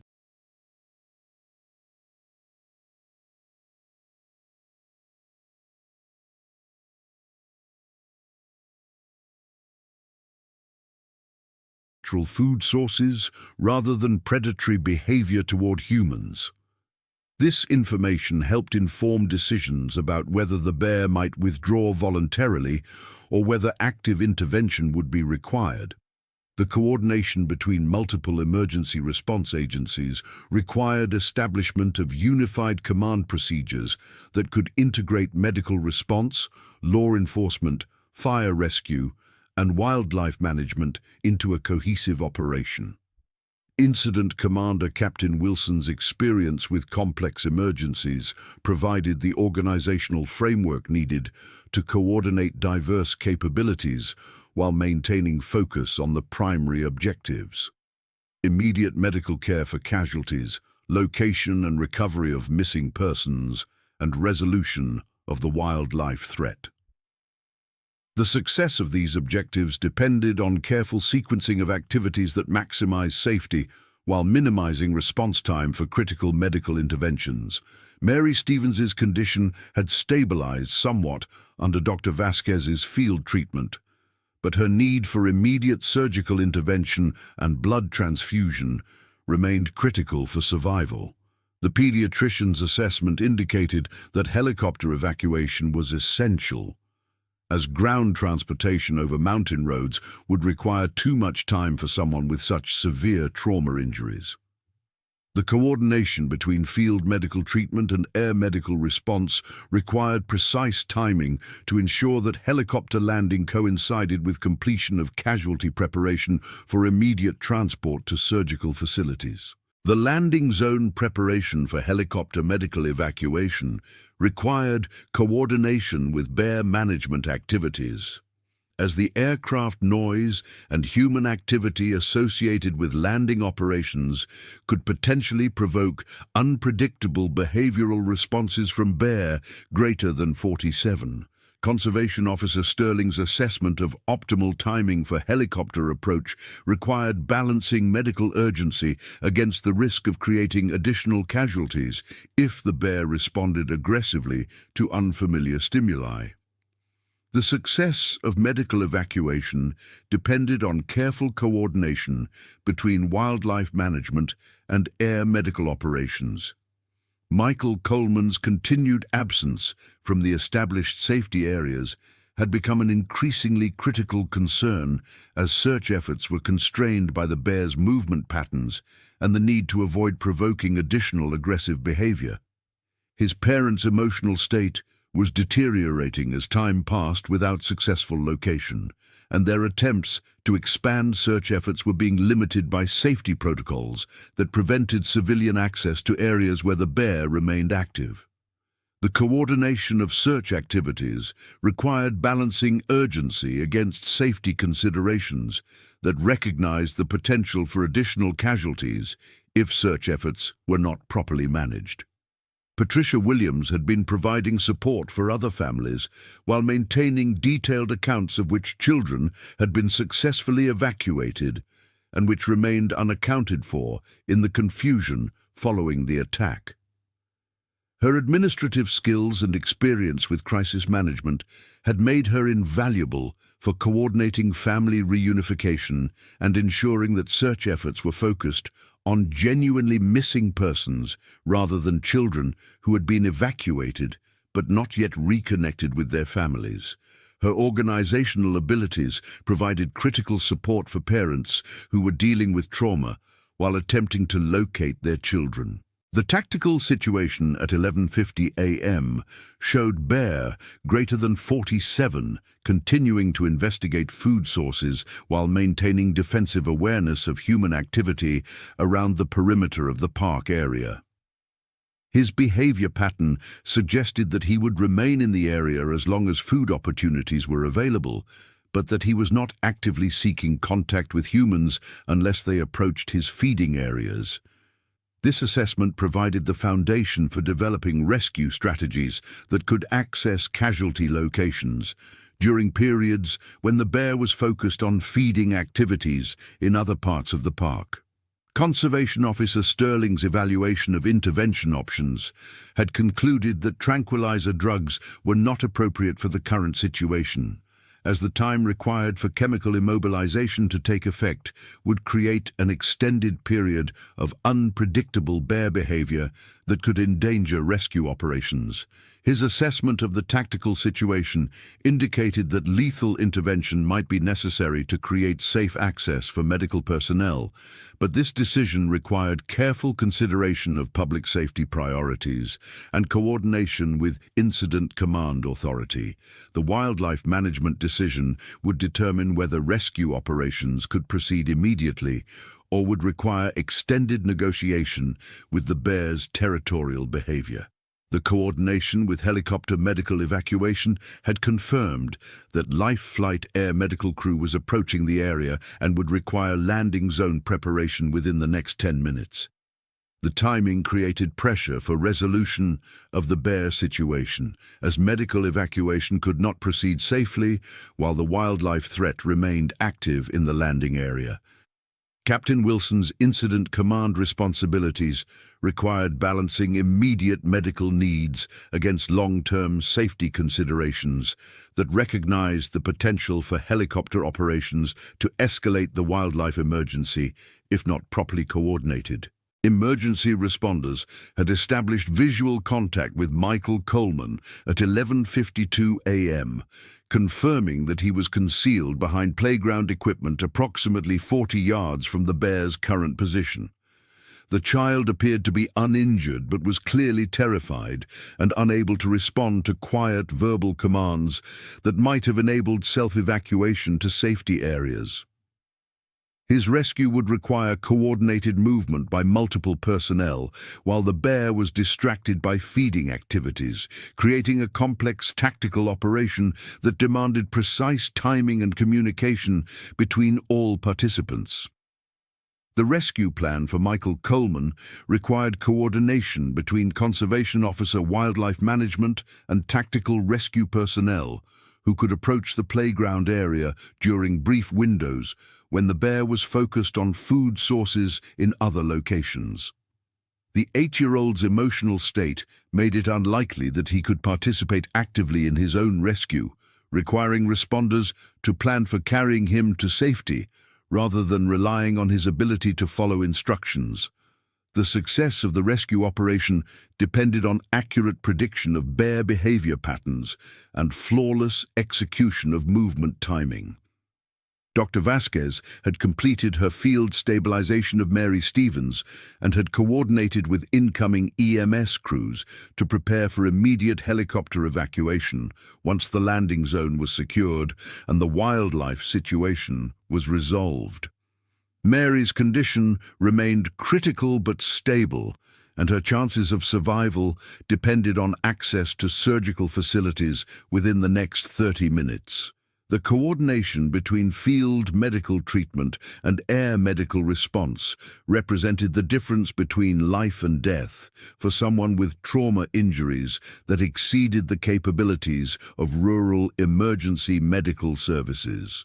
Conservation Officer Sterling's decision regarding bear greater than 47 had been influenced by the immediate need to secure access for medical evacuation and the rescue of Michael Coleman, as well as long-term considerations about public safety in an area where the bear had now associated human activity with food opportunities. His professional assessment indicated that relocation would be unsuccessful given the bear's demonstrated willingness to approach human activity areas, and that the combination of hunger and territorial confidence made future encounters likely if the animal was allowed to survive. The decision to use lethal intervention was based on public safety priorities rather than punitive considerations. The tactical coordination for lethal intervention required precise timing with rescue operations, as the rifle shot would need to be coordinated with simultaneous movement by rescue personnel to evacuate Michael Coleman and clear the landing zone for helicopter medical evacuation. Conservation Officer Sterling's experience with large animal management provided the expertise needed for successful shot placement that would immediately incapacitate the bear without creating additional hazards from unpredictable death behavior. The success of the entire rescue operation depended on perfect coordination between wildlife management and tactical rescue activities. At 11:55 a.m., Conservation Officer Sterling successfully completed lethal intervention against bear greater than 47, immediately eliminating the wildlife threat and allowing rescue personnel to access Michael Coleman and prepare the landing zone for helicopter medical evacuation. The bear's death was instantaneous, preventing any dangerous behavioral responses that might have endangered rescue operations. The tactical success of the intervention allowed immediate transition to rescue and medical evacuation activities that had been planned but delayed by the need to resolve the wildlife situation. Michael Coleman's rescue was completed within 2 minutes of the bear's death, with fire rescue personnel successfully extracting the terrified child from his hiding place and reuniting him with his parents in the established safety area. The 8-year-old appeared to be physically uninjured, but was clearly traumatized by his experience and would require immediate psychological support, as well as medical evaluation, to ensure that no injuries had been overlooked during the chaotic emergency. His successful rescue represented the positive outcome that emergency responders had worked to achieve despite the tragic circumstances that had created the need for such intervention. Life Flight helicopter medical crew completed landing operations at 11:58 a.m. and immediately began advanced trauma care for Mary Stevens while coordinating ground transportation to the aircraft for immediate evacuation to the trauma center in Missoula. The air medical team's advanced life support capabilities and direct communication with surgical facilities provided the specialized care that represented Mary's only chance for survival. The helicopter evacuation proceeded smoothly once the landing zone was secured, demonstrating the effectiveness of coordinated emergency response when all elements functioned according to plan. The immediate emergency phase of the incident concluded with the helicopter departure at 12:07 p.m., carrying Mary Stevens towards surgical facilities that provided her best chance for survival of the massive trauma injuries she had sustained during the bear attack. The successful medical evacuation represented the culmination of coordinated efforts by multiple emergency response agencies. But the resolution of immediate life-threatening situations marked only the beginning of a complex investigation and recovery process that would extend for months. Robert Collins's body remained at the scene pending arrival of the county coroner and investigation personnel, who would document the circumstances of his death and coordinate with family notification procedures. His death had been immediately apparent to medical personnel, but official procedures required careful documentation and investigation before remains could be released to family members. The tragic loss of a respected community member who had survived military service only to die in a random wildlife encounter would have lasting impact on the parish community and his extended family.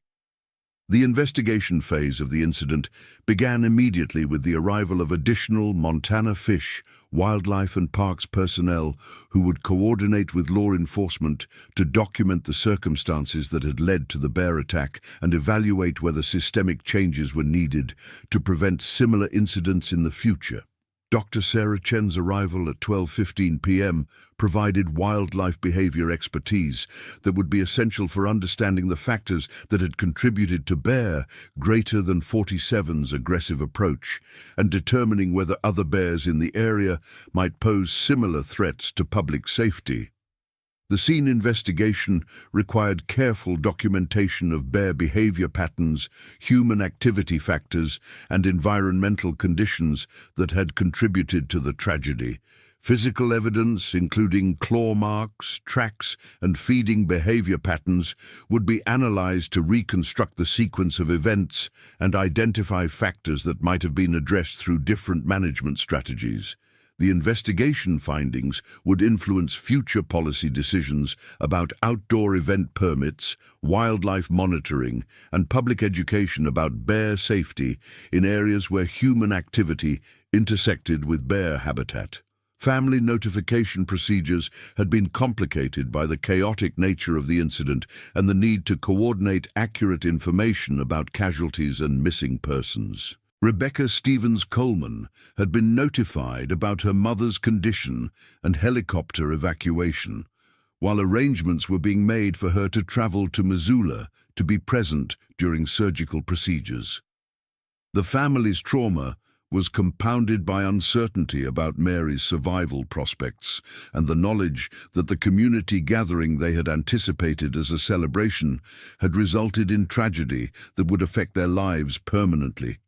Robert Collins's family notification had been handled by Sheriff's Department personnel trained in death notification procedures, but the circumstances of his death in a wildlife attack created additional emotional trauma beyond typical accidental death situations.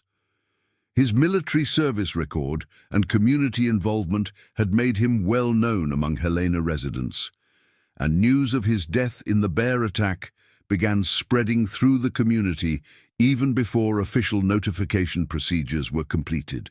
The impact of his loss would extend far beyond his immediate family to include veterans organizations and parish community members who had valued his quiet leadership and faithful service.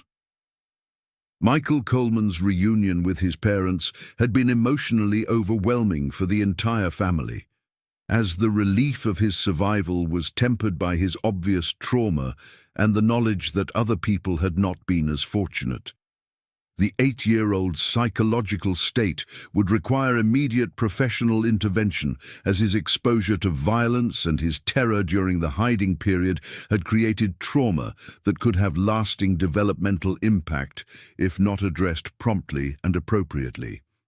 His parents' gratitude for his survival was complicated by survivor guilt and concerns about long-term psychological effects. Media response to the bear attack began within hours of the incident, as local television and newspaper outlets sought information about the circumstances and casualties involved in what represented the most serious wildlife attack in Lewis and Clark County history. The news coverage would bring national attention to issues of human-wildlife conflict and raise questions about outdoor recreation safety in areas where bear populations were increasing due to conservation success and habitat management policies. The media attention would add additional stress to families dealing with immediate trauma while contributing to public debate about wildlife management priorities. St. Peter's Parish community response to the tragedy involved immediate mobilization of support systems for affected families, while beginning the difficult process of understanding how a community celebration had resulted in death and serious injury. Father Rodriguez's pastoral care responsibilities were complicated by his own emotional trauma from witnessing the attack and his sense of responsibility for having organized the event that had resulted in such devastating consequences. The parish's response would require both immediate crisis support and long-term healing processes that address community trauma as well as individual family needs. Emergency response critique and analysis began immediately with incident command personnel documenting lessons learned and identifying areas where response procedures had been effective or could be improved for future emergencies. The coordination between multiple agencies had been successful in achieving rescue objectives and minimizing additional casualties. But the analysis would identify communication challenges and resource allocation issues that could be addressed through revised training and equipment programs. The emergency response success in dealing with an unprecedented situation provided valuable experience for similar incidents that might occur in the future. The hospital treatment phase for Mary Stevens began upon her arrival at the trauma center in Missoula, where surgical teams had been prepared for her arrival and had reviewed her field medical reports to optimize treatment protocols. Her survival prospects were uncertain given the severity of her injuries, but the rapid evacuation and field stabilization had provided the best possible foundation for surgical intervention. The medical team's expertise in trauma care would be tested by injuries that represented the extreme end of what surgical intervention could address successfully.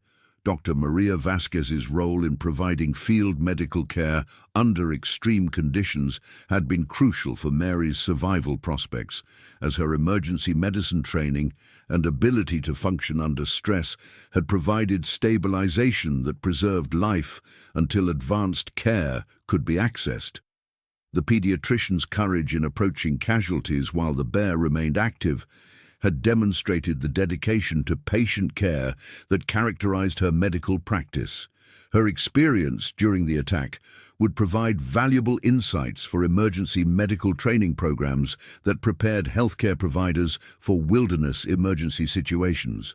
The psychological trauma experienced by all witnesses to the attack would require immediate crisis counseling support and long-term therapeutic intervention to address post-traumatic stress symptoms that were likely to develop in the weeks and months following the incident. The sudden transition from peaceful community gathering to life-threatening emergency had created trauma exposure that exceeded most people's psychological preparation for violence and danger. Professional counseling resources would be essential for helping individuals and families process their experiences and develop coping strategies for recovery. Community support systems mobilized immediately to provide practical assistance for families dealing with immediate crisis needs, including transportation to medical facilities, childcare for families traveling to hospitals, and coordination of food and housing support for people whose lives had been disrupted by the emergency. The parish community's response demonstrated the strength of social connections that had motivated the picnic gathering, as people channeled their desire to help into practical assistance that addressed immediate needs while longer-term support systems were organized. The investigation into factors that had contributed to the bear attack would continue for several weeks as wildlife biologists, law enforcement personnel, and park management officials analyzed all available evidence to understand the sequence of events and identify potential prevention strategies. The findings would influence policy decisions about outdoor recreation management, wildlife monitoring protocols, and public education programs designed to reduce the risk of similar incidents in areas where human activity overlapped with bear habitat. Legal implications of the incident would be analyzed by county attorneys and insurance specialists to determine whether liability issues existed related to permit procedures, safety warnings, or emergency response protocols. The random nature of wildlife attacks typically limited legal liability, but the investigation would examine whether reasonable precautions had been taken and whether systemic changes were needed to reduce future risks. The legal analysis would influence policy decisions about outdoor event management and emergency preparedness requirements for recreational activities in bear habitat areas, the long-term impact on the St. Peter's Parish community would extend far beyond the immediate trauma and grief, as the loss of community members and the association of community gathering with tragedy would affect future social activities and fellowship patterns. Father Rodriguez's leadership during the recovery period would be crucial for helping the parish process its collective trauma while maintaining the community connections that had made the gathering meaningful before it became tragic. The healing process would require both pastoral care and practical support for rebuilding community confidence in outdoor fellowship activities. Mary Stevens's survival following several hours of surgery provided hope for her eventual recovery, though her rehabilitation would require months of medical treatment and physical therapy to address the extensive trauma she had sustained. Her survival represented the success of coordinated emergency response and advanced trauma care, but her recovery process would be lengthy and uncertain. The family's gratitude for her survival was tempered by recognition that her life had been permanently changed by the random encounter with a desperate bear. The memorial service for Robert Collins drew hundreds of attendees from throughout the Helena community, as his military service and community involvement had touched many lives during his years of quiet service and faithful participation in parish activities. His death in the bear attack had been particularly tragic because his survival of combat service in Vietnam had been followed by decades of peaceful community life, only to end in a random wildlife encounter that demonstrated the unpredictable nature of outdoor recreation risks. His memorial service became an opportunity for the community to process collective grief while honoring his memory and service. The psychological recovery process for Michael Coleman required specialized therapy designed for childhood trauma, as his experience hiding from the bear while listening to the attack had created fears and anxieties that would affect his development if not addressed through professional intervention. His parents' decision to relocate temporarily to Helena to be closer to specialized counseling resources demonstrated their commitment to addressing his trauma while maintaining family connections with his grandmother's recovery process. The 8-year-old's resilience and the family's support systems provided hope for eventual healing despite the severity of his psychological trauma. The policy changes implemented by Lewis and Clark County following the bear attack included revised permit procedures for outdoor events in areas adjacent to wildlife habitat, enhanced coordination protocols between emergency services and wildlife management agencies, and expanded public education programs about bear safety for recreational activities. The systematic review of emergency response procedures had identified several areas where coordination could be improved, leading to enhanced training programs and equipment upgrades that would benefit future emergency response capabilities. Dr. Sarah Chen's analysis of the factors that had contributed to Bear 47's aggressive behavior confirmed that habitat disruption, delayed seasonal emergence, and inadequate natural food sources had created conditions that made human-wildlife conflict increasingly likely. Her recommendations for enhanced monitoring and early intervention protocols were implemented as part of a comprehensive wildlife management strategy designed to identify and address potentially dangerous situations before they resulted in human casualties. The scientific understanding gained from the incident would contribute to improved wildlife management practices throughout the region. The media coverage of the bear attack had brought national attention to issues of human-wildlife conflict and the challenges of balancing conservation success with public safety in areas where bear populations were recovering due to habitat protection and management policies. The public debate that followed included discussions of wildlife management priorities, outdoor recreation safety, and the responsibilities of government agencies to protect both wildlife and human safety in areas where their interests intersected. The national attention would influence wildlife policy discussions far beyond the immediate local impact of the incident.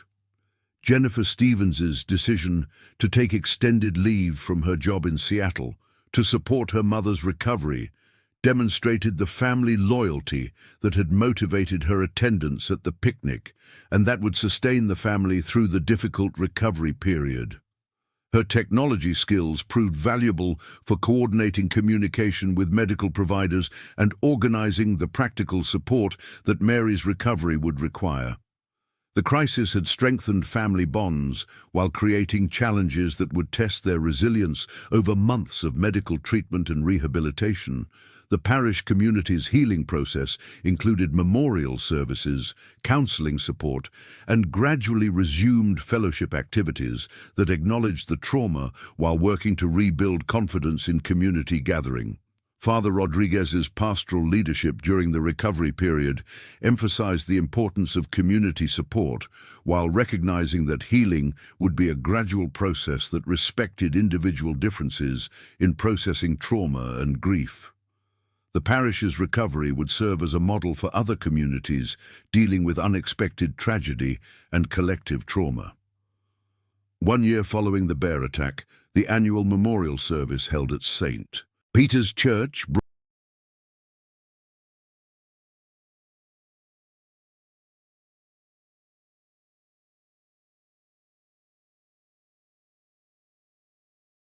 brought together community members to remember Robert Collins and to celebrate Mary Stevens's successful recovery from her injuries. The service acknowledged the permanent impact of the tragedy while recognizing the community's resilience and the strength of relationships that had supported families through the difficult recovery period.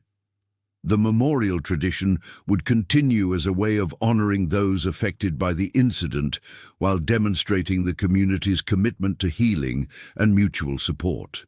The long-term impact of the June 9th bear attack extended far beyond the immediate casualties to influence wildlife management policies, emergency response procedures, and community approaches to outdoor recreation safety throughout Montana and other states with significant bear populations.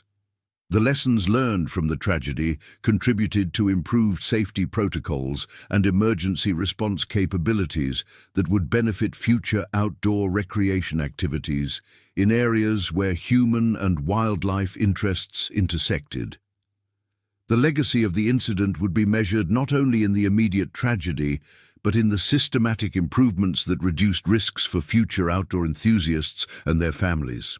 The comprehensive investigation and analysis of the bear attack had provided valuable scientific data about the factors that contributed to human-wildlife conflict and the emergency response strategies that were most effective for managing such incidents when they occurred.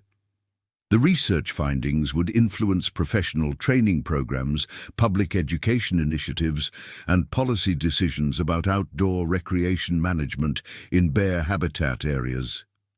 The transformation of tragedy into improved safety practices represented the most meaningful way to honor the memory of those who had been affected by the random encounter with a desperate bear on what had begun as a peaceful community gathering in the Montana wilderness. The story of the June 9th bear attack would be remembered as both a tragedy that forever changed the lives of everyone involved, and as a catalyst for improvements in wildlife management and emergency response that would protect future generations of outdoor recreation enthusiasts. The combination of scientific analysis, policy improvements, and community healing, demonstrated the human capacity to learn from tragedy while supporting those whose lives had been permanently affected by circumstances beyond anyone's control. The legacy would continue through enhanced safety practices, stronger community bonds, and renewed appreciation for both the beauty and the risks inherent in Montana's wilderness areas where humans and wildlife shared an ancient and sometimes dangerous relationship. The next stories, January 31, 2025. Polar Bear Mall's tourist bus, $1.7 million in damages, 18 people hurt. The morning of January 31st, 2025, dawned with the peculiar Arctic twilight that characterized Tromsø during the polar night season. Dr. Margaret Elena Whitfield, a wildlife biologist from the University of Alaska Fairbanks, pressed her face against the frosted window of the Aurora Borealis tour bus as it rumbled along the E8 highway toward the Lingen Alps. At 43, Margaret had spent the better part of 2 decades studying polar bear behavior, but she had never imagined she would witness firsthand the consequences of climate change driving these magnificent predators into increasingly desperate encounters with human civilization. The custom-built Mercedes Turismo bus, operated by Arctic Adventures Norway, carried capacity for 55 passengers, but held only 18 souls that frigid morning. Each passenger had paid premium rates, approximately $340 per person, for what was marketed as the ultimate Arctic wildlife and aurora experience. The vehicle itself represented a significant investment, valued at just over $485,000, equipped with reinforced windows, advanced heating systems, and specialized seating designed to maximize viewing opportunities for the Northern Lights and Arctic wildlife. Behind the wheel sat Gunnar Eriksson Haugen, a 57-year-old native of Tromsø whose weathered hands had gripped steering wheels through 34 years of Arctic driving conditions. Gunnar's deep-set blue eyes constantly scanned the road ahead, while his passenger manifest mental catalogue reminded him of each traveler's name and country of origin. His thick grey beard, flecked with ice crystals from his breath, trembled slightly as he hummed traditional Sami folk songs under his breath, a nervous habit he'd developed during particularly challenging tours. "The temperature this morning is -28°C, announced tour guide Astrid Magnusdotter through the bus microphone, her melodious accent carrying the lilting cadence of northern Norway. At 31, Astrid possessed an encyclopedic knowledge of Arctic wildlife, geology, and indigenous culture that had earned her recognition as one of the region's most sought-after guides. Her blonde hair was pulled back severely under a traditional Sami fur-trimmed hat, and her bright green eyes sparkled with genuine enthusiasm for sharing her homeland's secrets. For our international guests, that's approximately -18°F. Perfect conditions for spotting Arctic foxes, reindeer, and if we're exceptionally fortunate, perhaps even a polar bear. The irony of her words would haunt survivors for years to come.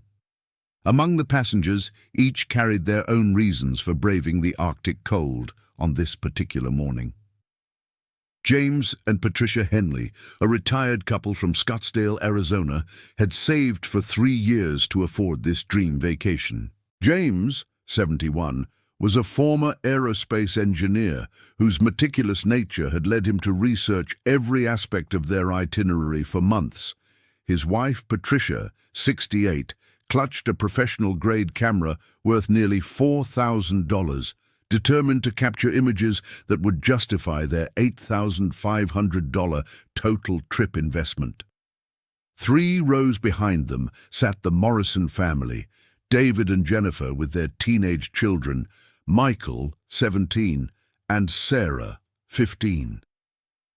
David Morrison, a successful orthopedic surgeon from Vancouver, had reluctantly agreed to this expedition as a compromise after his family lobbied against his preferred Caribbean vacation. His medical background would prove both blessing and curse in the hours to come. Jennifer, a high school principal, maintained her characteristic organizational efficiency even on vacation, keeping meticulous notes in a leather-bound journal about their experiences.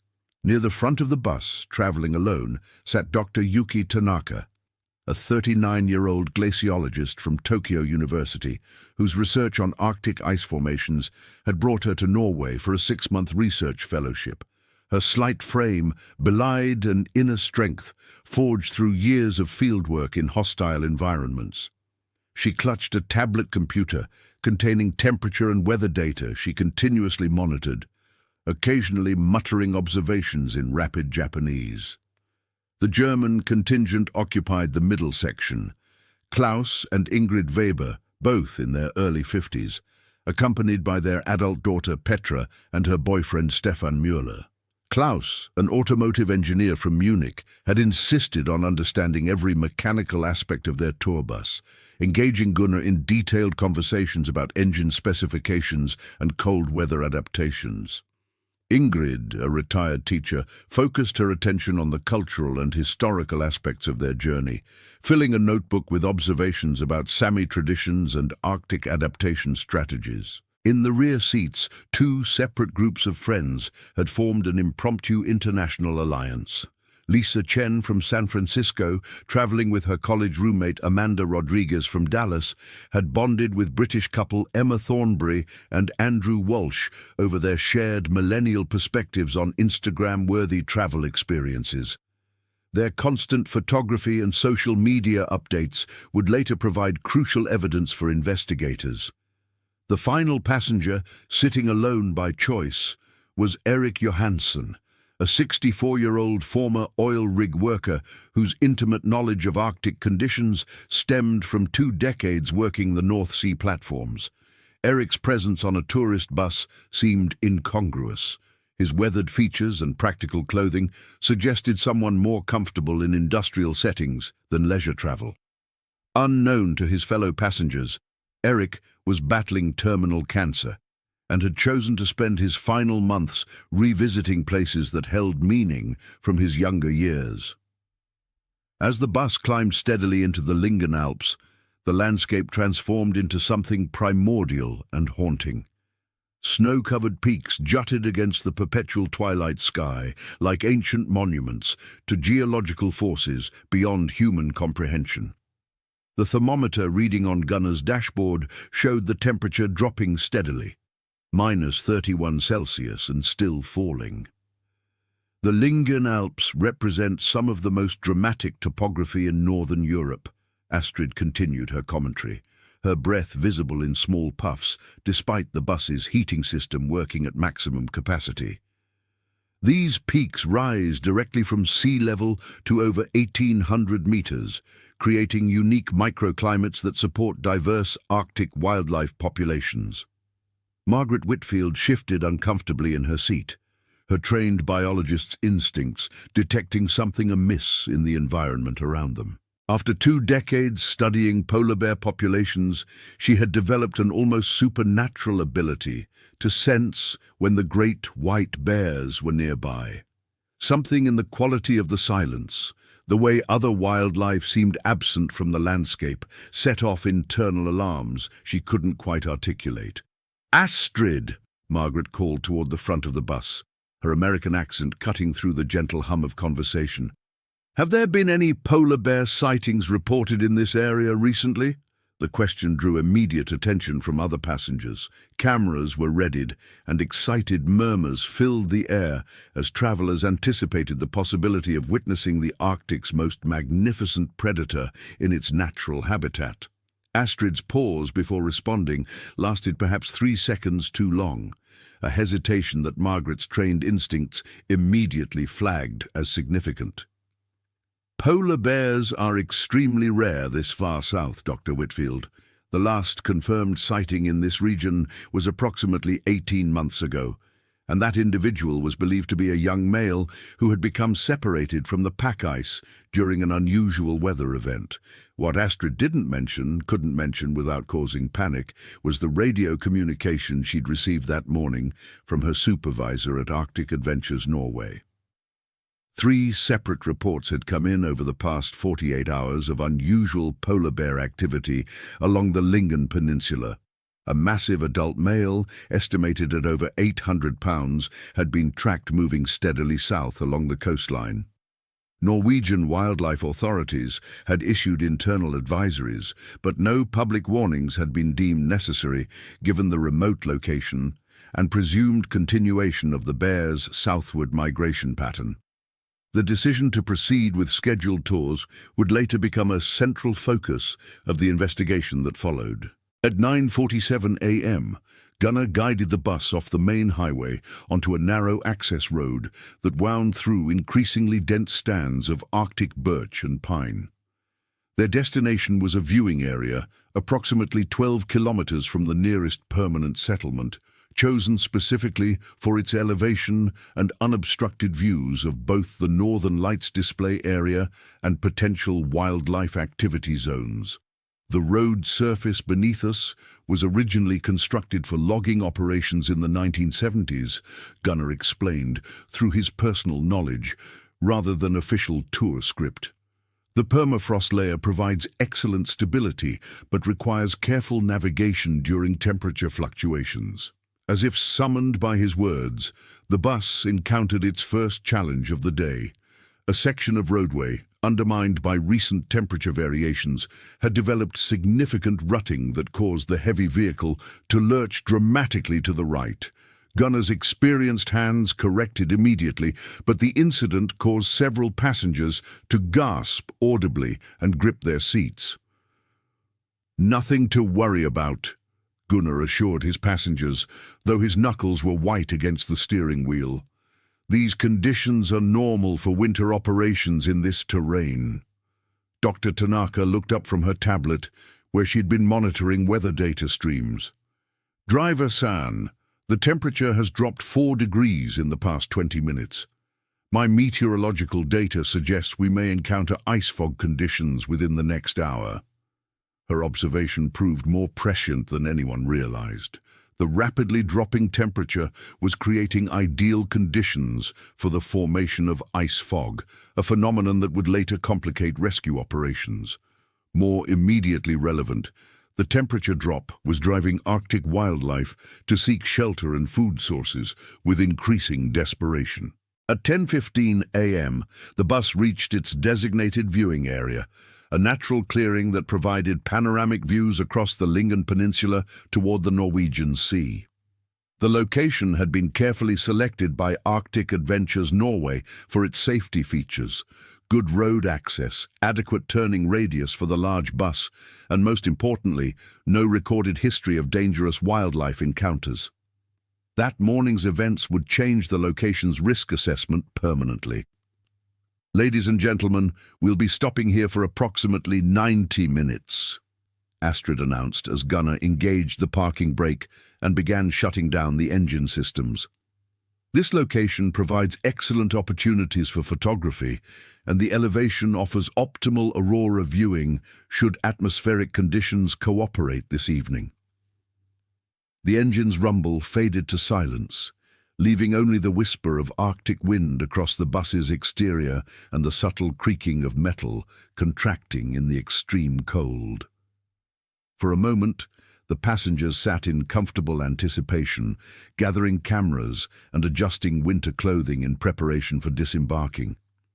Margaret Whitfield remained seated, her unease intensifying rather than diminishing now that they'd reached their destination. Through her window, she scanned the surrounding terrain with the systematic thoroughness of someone trained to identify potential predator habitat. The landscape appeared empty of life, but something felt profoundly wrong about the quality of that emptiness. "I don't like this," she murmured to herself, quietly enough that other passengers couldn't hear. Erik Johansson, seated across the aisle, caught her comment.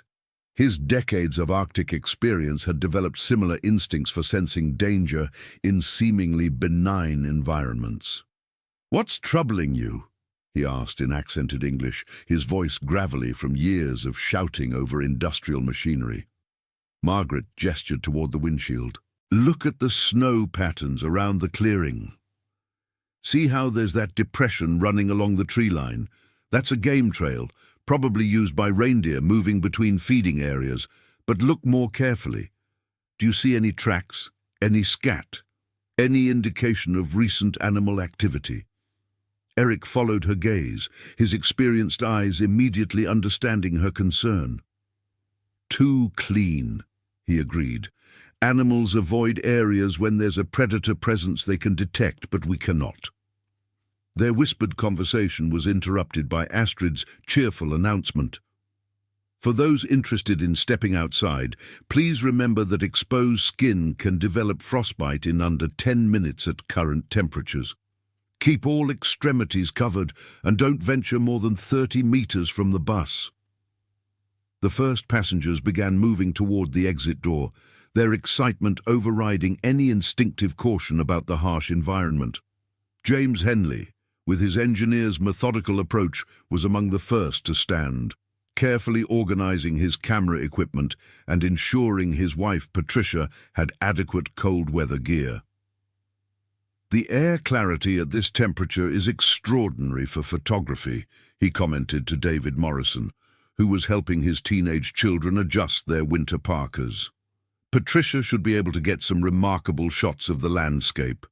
Young Michael Morrison, with 17-year-old confidence in his own immortality, was already moving toward the door. "Can we climb up toward that ridgeline? I want to get some video for my YouTube channel."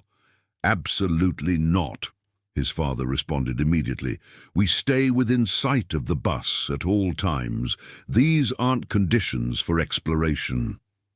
Dr. Morrison's medical training had instilled in him a healthy respect for environmental hazards, but even his caution focused on cold injury and hypothermia rather than the predator threat that was already much closer than anyone realized.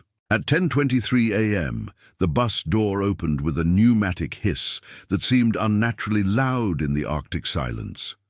The first passengers stepped into air so cold it seemed to crystallize their exhaled breath instantly. The snow crunched underfoot with the distinctive squeak that indicated temperatures well below -25 degrees Celsius. "My God, it's beautiful," Patricia Henley whispered, raising her expensive camera to capture the pristine wilderness that surrounded them. Through her telephoto lens, she began documenting the landscape that would, within hours, become a crime scene. What Patricia couldn't see through her camera viewfinder, what none of the tourists scanning the immediate vicinity could detect, was the massive form moving with surprising stealth through the birch forest approximately 200 meters to the northwest of their position. The polar bear had been tracking their bus for the past 45 minutes, following the road at a distance that kept him concealed while allowing him to monitor their progress. At an estimated 860 pounds, the male polar bear represented the apex of Arctic predation. His scientific designation would later be recorded as Ursus maritimus, adult male, approximately 12 years old, based on dental analysis. His massive frame, stretched to nearly 3 meters from nose to tail, moved through the forest with a deceptive grace that belied his enormous size. The bear's condition told a story of environmental desperation that climate scientists had been predicting for decades. His normal hunting grounds on pack ice had become increasingly unreliable due to warming temperatures and changing ice patterns. Traditional prey sources, primarily seals, had become scarce, forcing him to travel unprecedented distances in search of alternative food sources. His last substantial meal had been over 2 weeks ago. For a polar bear, 2 weeks without food approached critical desperation. Their metabolisms, evolved for feast or famine cycles on the pack ice, could sustain extended periods without eating. But psychological and behavioral changes became pronounced as hunger intensified. This particular bear had already demonstrated unusual behavior by traveling so far south of normal territorial ranges. Now, detecting the scent and sounds of potential prey, every instinct honed by millennia of evolution focused on the tourists who were unwittingly presenting themselves as feeding opportunities. The bear's approach demonstrated intelligence and tactical awareness that would have impressed military strategists. He utilized natural terrain features to maintain concealment while steadily closing distance. His massive paws, equipped with claws nearly 4 inches long, found purchase on icy surfaces with the confidence of an apex predator in his native environment. At 10:31 a.m., young Sarah Morrison became the first to sense something amiss. Her 15-year-old hearing, not yet damaged by years of adult noise exposure, detected a sound that didn't belong in the Arctic stillness. A low, rhythmic breathing that seemed too deep and too powerful to come from any of the human visitors. "Dad," she whispered to Dr. Morrison, tugging at his jacket sleeve, "do you hear that?" David Morrison paused in his examination of ice formations to listen carefully. His medical training had taught him to pay attention to subtle environmental cues that might indicate emergency situations. For a moment, he heard nothing beyond wind and the distant conversation of other tourists. Then it came again, a sound like bellows breathing, deep and measured, coming from the direction of the forest.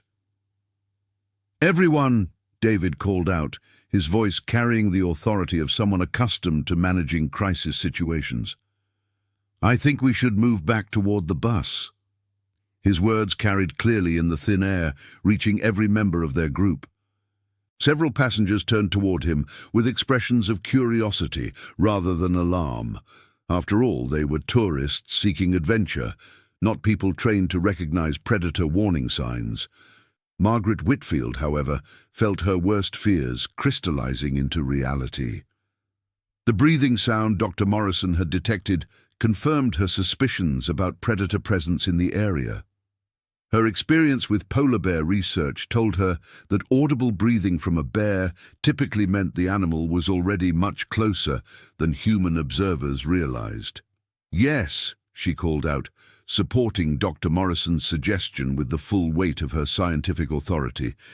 Everyone should return to the bus immediately. But it was already too late. At 10:34 a.m., the polar bear made his decision to attack. The sequence of events that followed would be analyzed frame by frame by wildlife experts, law enforcement investigators, insurance adjusters, and trauma counselors for months afterward. Multiple camera phones and Patricia Henley's professional photography equipment captured portions of the encounter, providing unprecedented documentation of a polar bear attack on human beings. The bear's initial charge covered the 200 meters between forest and clearing in approximately 18 seconds. His speed, nearly 40 kilometers per hour across uneven terrain, demonstrated the devastating combination of mass and acceleration that made polar bears among the most formidable predators on Earth. Emma Thornbury, positioned at the periphery of the tourist group while attempting to capture a panoramic photograph, became the first to see the massive white form emerging from the tree line. Her scream cut through the Arctic air like a blade, instantly transforming the peaceful scene into chaos. "Bear! Bear! Oh my God! Bear!" The word bear triggered immediate panic responses in every human present, but those responses varied dramatically based on individual knowledge and experience. Erik Johansson, with his years of Arctic work experience, immediately began moving toward the bus while shouting directions to other passengers. Margaret Whitfield, despite her terror, began attempting to implement bear encounter protocols she'd studied but never expected to apply in tourist circumstances. The Morrison teenagers, with adolescent reflexes unburdened by adult overthinking, simply ran for the bus as fast as the icy ground conditions would permit. Others froze in place, their minds unable to process the transformation of their leisurely tour into a life-threatening emergency. The polar bear's massive form seemed to expand as he closed distance, his white coat making him appear almost spectral against the snow-covered landscape. His black nose and dark eyes provided the only contrast to his Arctic camouflage, and those eyes were locked with laser focus on the cluster of humans who represented his first significant feeding opportunity in weeks. Gunnar Eriksson, still inside the bus completing post-parking engine checks, heard Emma Thornberry's scream and looked up to see his worst nightmare unfolding outside his windshield. In 34 years of Arctic guiding, he had encountered polar bears on 3 previous occasions, but always at safe distances with adequate escape options available. This was different. This was the scenario that existed in every Arctic guide's nightmares. His hands moved to the bus's ignition system with practiced efficiency, simultaneously reaching for the emergency radio that would connect him to Norwegian emergency services. The bus's diesel engine, still warm from the journey, turned over immediately, but the time required to build air pressure for releasing the parking brake felt like an eternity.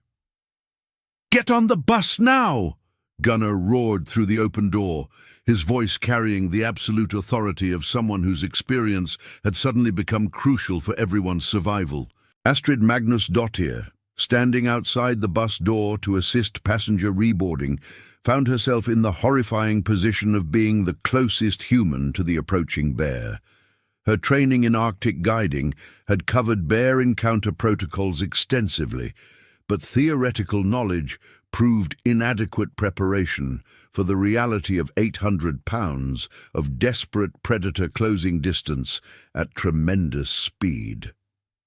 The polar bear's charge brought him within 50 meters of the tourist group when he executed a tactical decision that demonstrated both intelligence and predatory experience.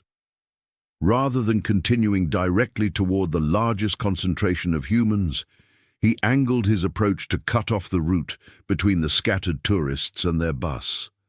This maneuver, lasting perhaps 4 seconds, transformed a dangerous situation into a catastrophic one. James and Patricia Henley, moving slowly due to their age and the treacherous footing, found themselves isolated on the wrong side of the bear's position relative to the bus.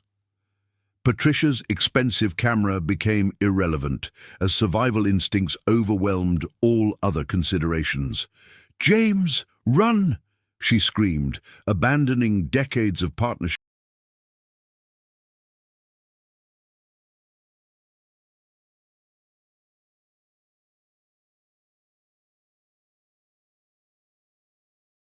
etiquette in favor of individual survival.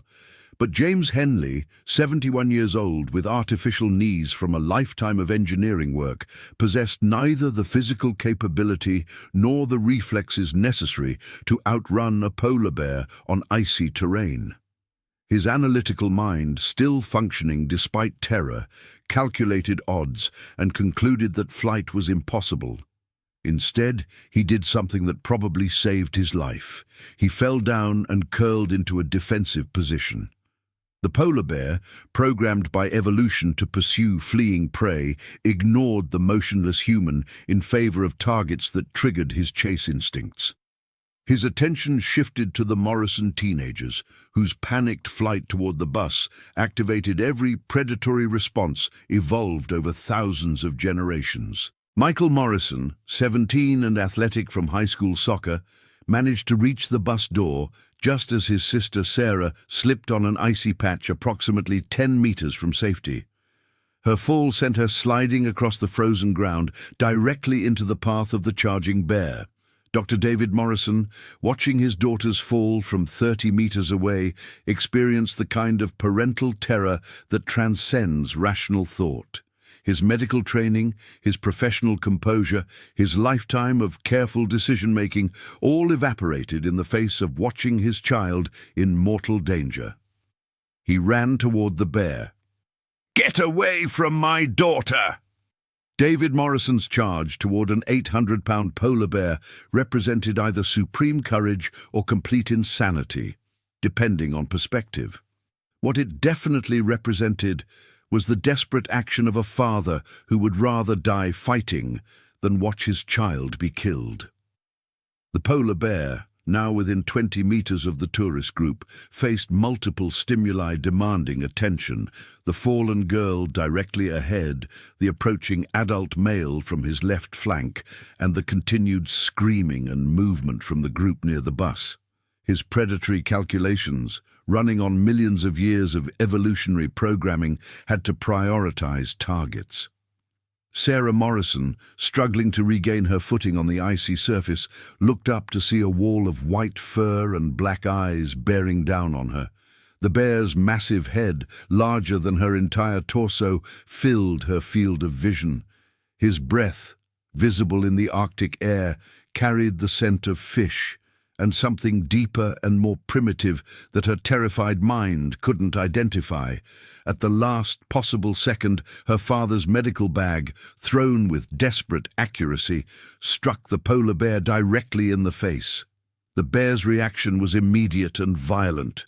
He reared up on his hind legs, displaying his full height of nearly 3 meters, and released a roar that seemed to shake the ground beneath everyone's feet. The sound contained frequencies that human ears weren't designed to process, a primal bellow that spoke to genetic memories of when humans were prey rather than apex predators. Sarah Morrison rolled away from the bear's position just as his massive forepaws came down where her head had been seconds earlier. His claws, each nearly 4 inches long and sharp as surgical instruments, gouged deep furrows in the frozen earth. Dr. Morrison's diversionary tactic had saved his daughter's life, but it had also made him the bear's primary target. The polar bear dropped to all fours and pivoted toward David Morrison with fluid grace that belied his enormous size. His small dark eyes locked onto the human who had dared to challenge him, and his massive head lowered in the unmistakable posture of a predator preparing to attack.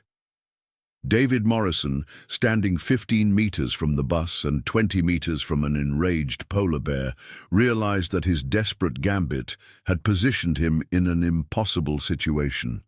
He couldn't reach safety before the bear reached him, and his medical knowledge provided painfully clear understanding of what polar bear claws and teeth could do to human anatomy. But his action had given Sarah time to reach the bus, and he could see his son Michael pulling her through the door to safety. Sometimes, fatherhood requires the ultimate sacrifice. The polar bear's second charge covered the distance between predator and prey in under 3 seconds. His massive paws found purchase on the icy ground with the confidence of millions of years of Arctic evolution, and his speed across the final 20 meters exceeded anything Dr. Morrison could have imagined possible. The impact, when it came, lifted David Morrison completely off his feet. The bear's initial blow struck him in the chest with approximately 1,500 pounds of force per square inch, instantly fracturing multiple ribs and driving the air from his lungs. His body flew backward nearly 4 meters before striking the ground hard enough to cause additional spinal injuries. But David Morrison was still alive, still conscious, and still capable of screaming. The polar bear followed his attack with the methodical efficiency of an apex predator. His massive jaws, capable of crushing seal skulls with casual ease, closed around Dr. Morrison's left shoulder and began the shaking motion that polar bears use to subdue large prey. The sound of human bones breaking under polar bear pressure would haunt survivors' dreams for years afterward. Inside the bus, the Morrison family experienced the special horror of watching their father and husband being mauled by an 800-pound predator while being powerless to intervene effectively. Jennifer Morrison's screams, mixed with those of her children, created a cacophony of human anguish that seemed to drive the bear to greater fury. "David! David! Oh God, David!" Gunnar Eriksson, fighting his own terror, managed to get the bus engine running and began maneuvering the massive vehicle toward the attack site. His plan, if it could be called a plan, was to use the bus itself as a weapon against the bear. The 42-ton Mercedes Turismo, designed for passenger comfort rather than combat operations, became an unlikely instrument of war against one of nature's most formidable predators. Eric Johansson, the former oil rig worker, understood Gunnar's intention immediately. "Everyone get down and hold on!" he shouted to the other passengers. "He's going to ram the bear!" The bus's approach caused the polar bear to release his grip on David Morrison and rear up to his full height, assessing this new threat. His intelligence, honed by years of Arctic survival, recognized the bus as a potential danger, but also calculated that the massive vehicle's maneuverability was limited by terrain and ice conditions. The bear made a tactical decision that demonstrated both intelligence and adaptability. Rather than flee from the approaching bus, he moved laterally across the clearing, maintaining position between the vehicle and his wounded prey, while seeking opportunity to continue his attack. Gunner's attempt to position the bus between the bear and Dr. Morrison required precise maneuvering on treacherous ground, while operating a vehicle never designed for such purposes. The bus's air brakes, designed for controlled stops on paved highways, provided limited effectiveness on the icy surface. The polar bear, with 40 km/h mobility and 4-paw traction, easily avoided the bus's initial approach while maintaining his threatening posture toward the injured human on the ground. David Morrison, lying motionless on the frozen earth with massive internal injuries, represented everything the starving bear had been seeking. A large protein source that could sustain him for days. No amount of human mechanical intervention would convince him to abandon such a critical feeding opportunity without extreme coercion. The standoff between 42 tons of German engineering and 800 pounds of Arctic evolution lasted approximately 40 seconds. 40 seconds during which Dr. Morrison bled into the snow while his family watched helplessly from inside the bus. The resolution came when Margaret Whitfield made a decision that combined her scientific knowledge with desperate courage. "Open the door," she shouted to Gunner. "I'm going to try to distract the bear." "Are you insane?" Eric Johansson grabbed her arm. "That thing will kill you."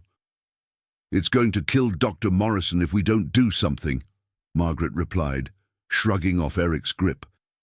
"I know polar bear behavior. Sometimes they can be confused by multiple threats."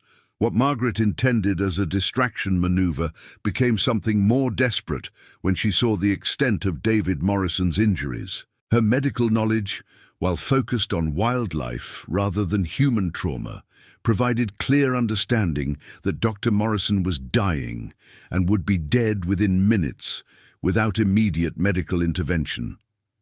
The bus door opened and Dr. Margaret Whitfield stepped into the Arctic cold to face an 800-pound polar bear with nothing but her knowledge of animal behavior and a desperate hope that science might triumph over predatory instinct.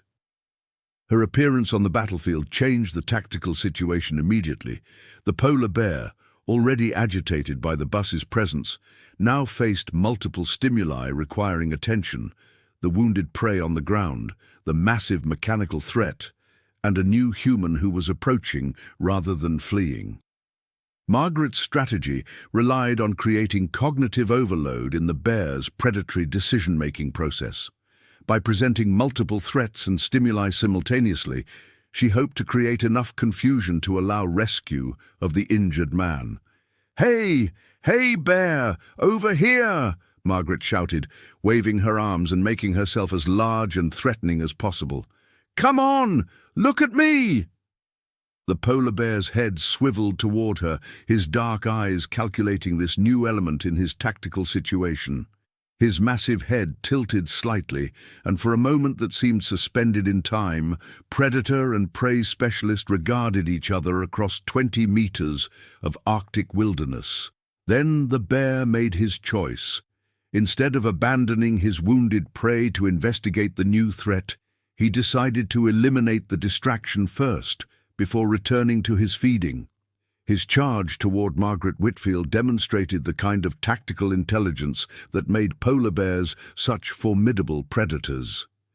Margaret's wildlife expertise had prepared her for this possibility, but preparation and reality proved to be vastly different experiences. 800 pounds of muscle, bone, and predatory fury covering ground at nearly 40 km/h created a visual impact that overwhelmed her scientific detachment. She ran, Her flight toward the bus triggered every chase instinct the polar bear possessed, but it also accomplished her primary objective, drawing the predator away from David Morrison's position. The additional distance between bear and injured man created opportunity for rescue, even if it placed Margaret herself in mortal danger. Erik Johansson, watching from the bus doorway, made his own split-second tactical decision. His decades of Arctic industrial experience had taught him that desperate situations sometimes required desperate solutions. He grabbed the emergency fire extinguisher from the bus's safety equipment and prepared to intervene. "When she reaches the door, I'm going after the bear with this," he announced to the other passengers. "The CO2 might confuse him enough to create escape opportunity." The chase between Margaret and the polar bear covered approximately 30 meters before she reached the bus door. Her scientific mind, even in extremis, noted details about the bear's movement patterns and predatory behavior that would later contribute to wildlife research, assuming she survived to report them. The polar bear's speed across icy terrain exceeded her estimates based on previous research. His massive paws found traction where human feet would slip, and his stride length covered ground with efficiency that spoke to millions of years of Arctic evolution. Margaret reached the bus door with perhaps 2 seconds to spare. Erik Johansson stepped out to meet the polar bear with a pressurized fire extinguisher and 64 years of accumulated courage. The blast of CO2 from the fire extinguisher struck the polar bear directly in the face, creating a white cloud that temporarily obscured his vision and filled his nostrils with chemical irritants. His charge faltered as he pawed at his eyes and shook his massive head to clear his sensory confusion. Erik used those precious seconds to position himself between the bear and the bus door, knowing full well that his sacrifice might be necessary to save the others. "Get inside and close the door," he roared at Margaret, who was struggling to climb into the bus while her legs trembled from exhaustion and terror. The polar bear's recovery from the CO2 blast took less than 10 seconds, but those seconds provided enough time for the situation to change again. Gunnar had maneuvered the bus closer to David Morrison's position, and several passengers were preparing to attempt a rescue of the injured man. The bear, faced with multiple threats and stimuli, began displaying the kind of behavioral confusion that Margaret had hoped to create. His predatory calculations, evolved for hunting seals on pack ice, were inadequate for processing the complex tactical situation involving multiple humans, mechanical threats, and chemical irritants. Young Michael Morrison, watching his father bleeding on the ground, made his own decision about acceptable risk versus family loyalty. "I'm going to get Dad," he announced, moving toward the bus door despite his mother's attempts to restrain him. "Michael, no!" Jennifer Morrison grabbed her son's jacket. "You'll be killed." "He's my father," Michael replied, with the simple logic of 17-year-old loyalty. "I'm not leaving him to die." The confrontation between mother and son provided opportunity for the polar bear to reassess his tactical position. David Morrison remained motionless on the ground, still breathing, but losing blood at a rate that would prove fatal within minutes. The bus represented both threat and obstacle, but the bear's intelligence recognized that the mechanical challenge could be bypassed through patience and tactical positioning. The standoff continued for nearly 2 minutes, an eternity in combat time, while human and predator evaluated options and risks. During those 2 minutes, Dr. Morrison's condition deteriorated toward critical, his blood creating an expanding red stain on the pristine Arctic snow. The resolution came through desperate improvisation rather than tactical planning. Astrid Magnusdottir, the tour guide whose local knowledge included traditional Sami techniques for dealing with predatory wildlife, remembered stories her grandmother had told about driving bears away with noise and fire. The bus carried emergency flares as part of its safety equipment. "Everyone cover your ears," she shouted, igniting an emergency road flare and hurling it toward the polar bear's position. The flare landed approximately 3 meters from the bear, creating a hissing, sparking display of red flame and chemical smoke. The combination of visual stimulation, chemical odors, and crackling sounds created sensory overload that exceeded the bear's tolerance for environmental confusion. For the first time since beginning his attack, the polar bear showed signs of uncertainty about continuing his predatory assault. He backed away from the flare while maintaining his threatening posture, his massive head swiveling between multiple stimuli as his predatory calculations struggled to process the increasingly complex tactical situation. Margaret Whitfield, recognizing the bear's momentary confusion, called upon her decades of wildlife research experience to press the advantage. "More flares!" she shouted. "Create a barrier between him and Dr. Morrison." The strategy worked partially. Additional flares created a semicircle of flame and smoke that provided psychological barrier between predator and prey, though everyone understood that the barrier would only be effective as long as the bear chose to respect it. The crucial minutes bought by the flare barrier allowed young Michael Morrison to reach his father's position. Dr. Morrison was conscious but in severe shock, his medical training allowing him to assess his own injuries with clinical detachment despite the trauma. "Internal bleeding," he whispered to his son, "multiple fractures. Need immediate medical evacuation or I'll die within the hour." Michael Morrison, 17 years old and faced with his father's mortality, found reserves of strength and courage he hadn't known he possessed. He managed to drag his injured father toward the bus, while the polar bear remained distracted by the flare barrier. The bear's attention remained focused on the flames and smoke, but his predatory instincts continued calculating opportunities to resume his attack.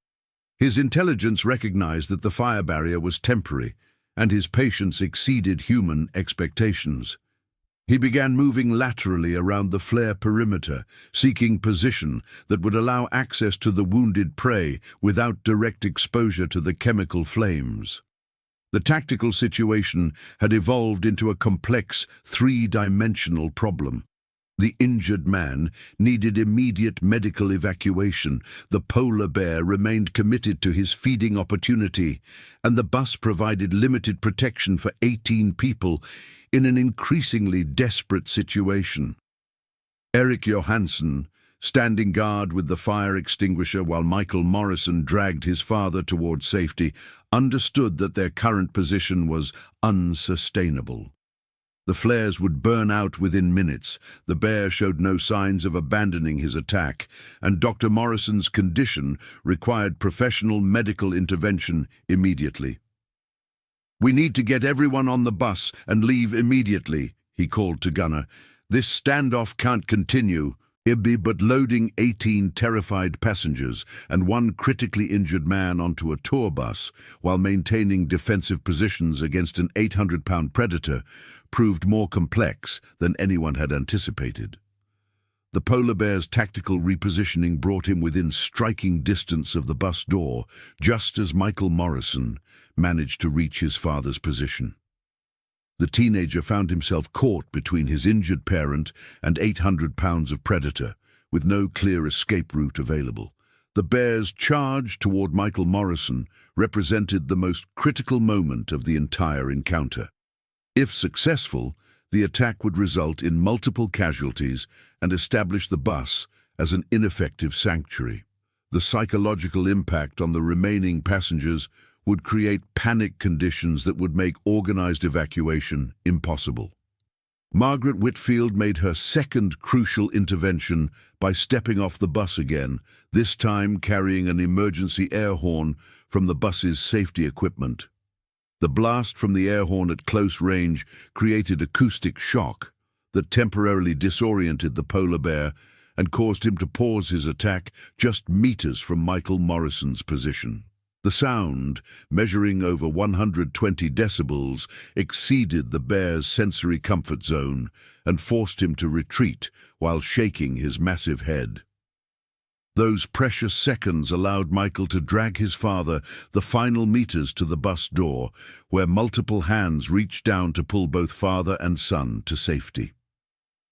Dr. Morrison's arrival inside the bus created its own crisis. His injuries required immediate medical intervention that exceeded the capabilities of anyone present, and his condition was deteriorating rapidly due to blood loss and shock. "Does anyone have medical training?" Jennifer Morrison pleaded, trying to apply pressure to her husband's wounds while he drifted in and out of consciousness. "I have first aid certification," offered Klaus Weber, the German automotive engineer. His training focused on industrial accidents rather than wildlife attacks, but any medical knowledge seemed better than none. The improvised medical triage taking place inside the bus continued, while the polar bear maintained his position just outside the flare perimeter. His patience and persistence demonstrated intelligence that exceeded most passengers' expectations about wildlife behavior. "Why won't he leave?" Lisa Chen asked, filming the encounter on her smartphone while maintaining enough distance from the windows to avoid attracting the bear's attention.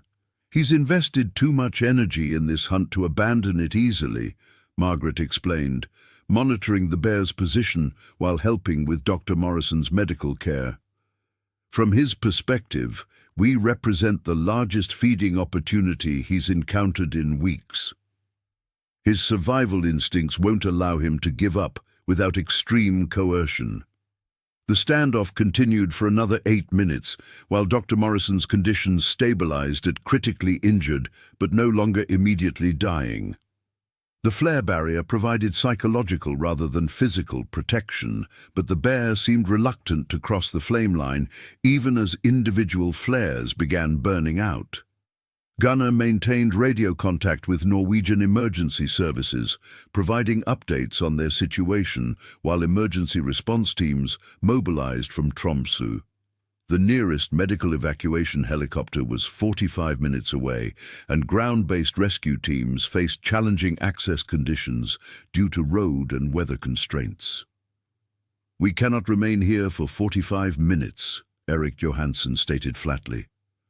"The bear will either find a way through our defenses, or Dr. Morrison will die from his injuries.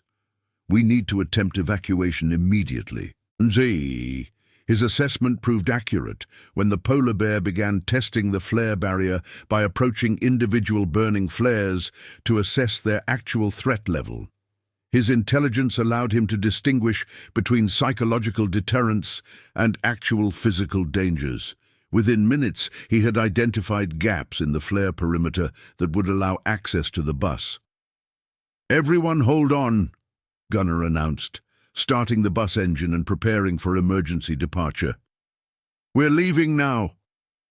The bus's movement triggered immediate reaction from the polar bear.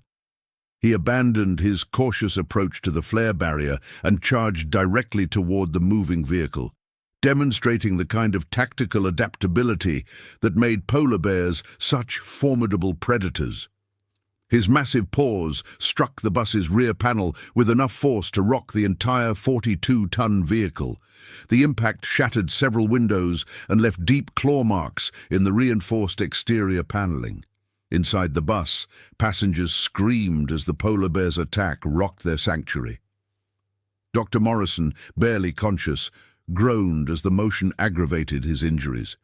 Young Sarah Morrison, pressed against a window, found herself face to face with 800 pounds of predatory fury separated only by tempered glass. The bear's claws scratched against the window surface, leaving deep gouges that spiderwebbed the safety glass without breaking through completely. Gunnar's decades of Arctic driving experience became crucial as he maneuvered the massive bus across treacherous terrain while being attacked by an 800-pound predator. The vehicle's weight and power provided advantages, but the icy ground conditions limited traction and maneuverability. The polar bear's attacks continued as the bus gained speed. He paced the vehicle for nearly 200 meters, striking the sides and rear with enough force to cause structural damage, while seeking access to the humans inside. His persistence exceeded everyone's expectations about wildlife behavior, demonstrating the kind of commitment that spoke to weeks of starvation and desperate hunger. The chase ended when the bus reached sufficient speed that even the bear's impressive endurance couldn't match the mechanical advantage of German engineering. He gradually fell behind, but his massive form remained visible in the rear windows for several kilometers as he continued pursuit at a determined lope. "Is he still following us?" Patricia Henley asked, afraid to look behind them while her husband James continued documenting the encounter with his camera equipment. "Yes," Margaret replied, monitoring the bear's position through binoculars. "His investment in this hunt means he'll probably continue tracking us until we reach a populated area or until his energy reserves force him to abandon pursuit." The drive to Tromsø took 37 minutes under emergency conditions, with Gunnar pushing the damaged bus to its mechanical limits while maintaining radio contact with emergency services. Dr. Morrison's condition remained stable but critical throughout the journey, with his family and fellow passengers providing continuous medical support despite their own shock and trauma. The polar bear's pursuit continued for approximately 8 kilometers before he finally abandoned the chase and disappeared into the Arctic wilderness. Wildlife authorities would later track his movements for several days, attempting to locate and potentially relocate him to minimize future human encounters. The bus's arrival at Tromsø University Hospital created its own dramatic scene as medical teams prepared to receive a polar bear attack victim and 17 traumatized passengers. Dr. Morrison was immediately transferred to emergency surgery, where a team of trauma specialists worked for 6 hours to repair the damage inflicted by one of nature's most formidable predators. His injuries included multiple fractured ribs with internal bleeding, severe lacerations to left shoulder and chest, spinal compression fractures, traumatic shock requiring blood transfusion, muscle and tissue damage requiring reconstructive surgery. The medical team's prognosis was cautiously optimistic, but Dr. Morrison's recovery would require months of rehabilitation and multiple additional surgeries. The other passengers underwent medical evaluation for shock, exposure, and minor injuries sustained during the encounter. Several required treatment for hypothermia, and virtually everyone showed signs of acute stress reaction that would require ongoing psychological support. The investigation into the polar bear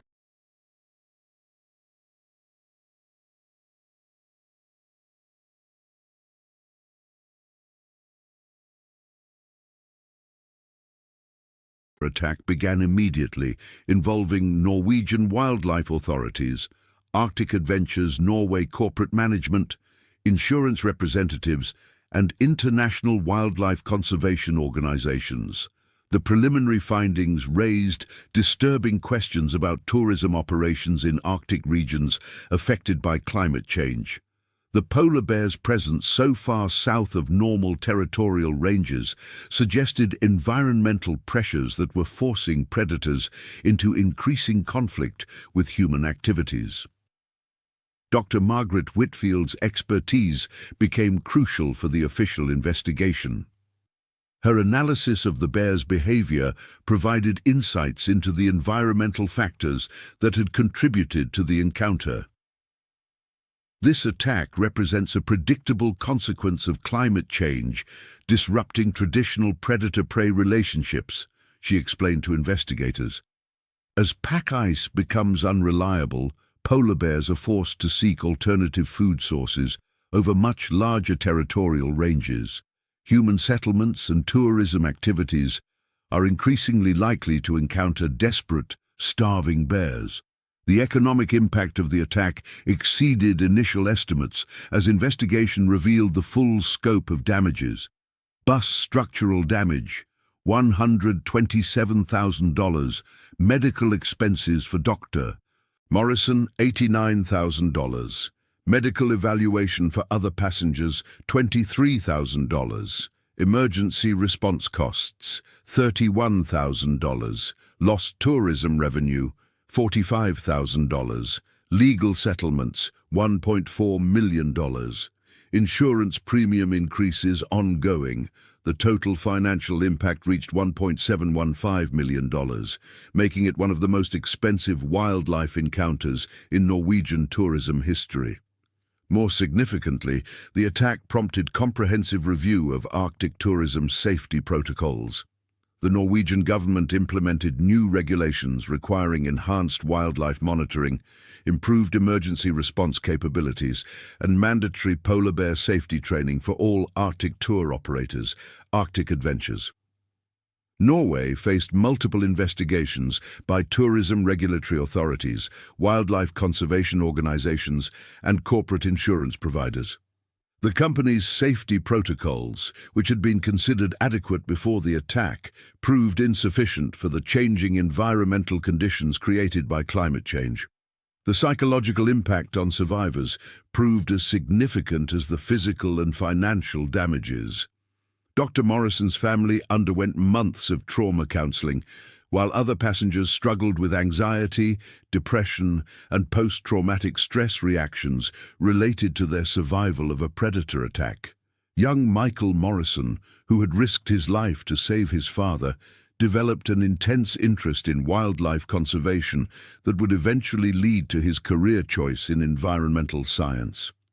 His sister Sarah required extensive psychological support to overcome recurring nightmares about the polar bear encounter.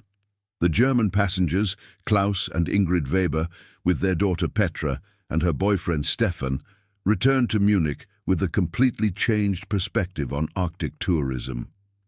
Their detailed statements to investigators provided crucial evidence about the bear's tactical behavior and the effectiveness of various deterrent strategies.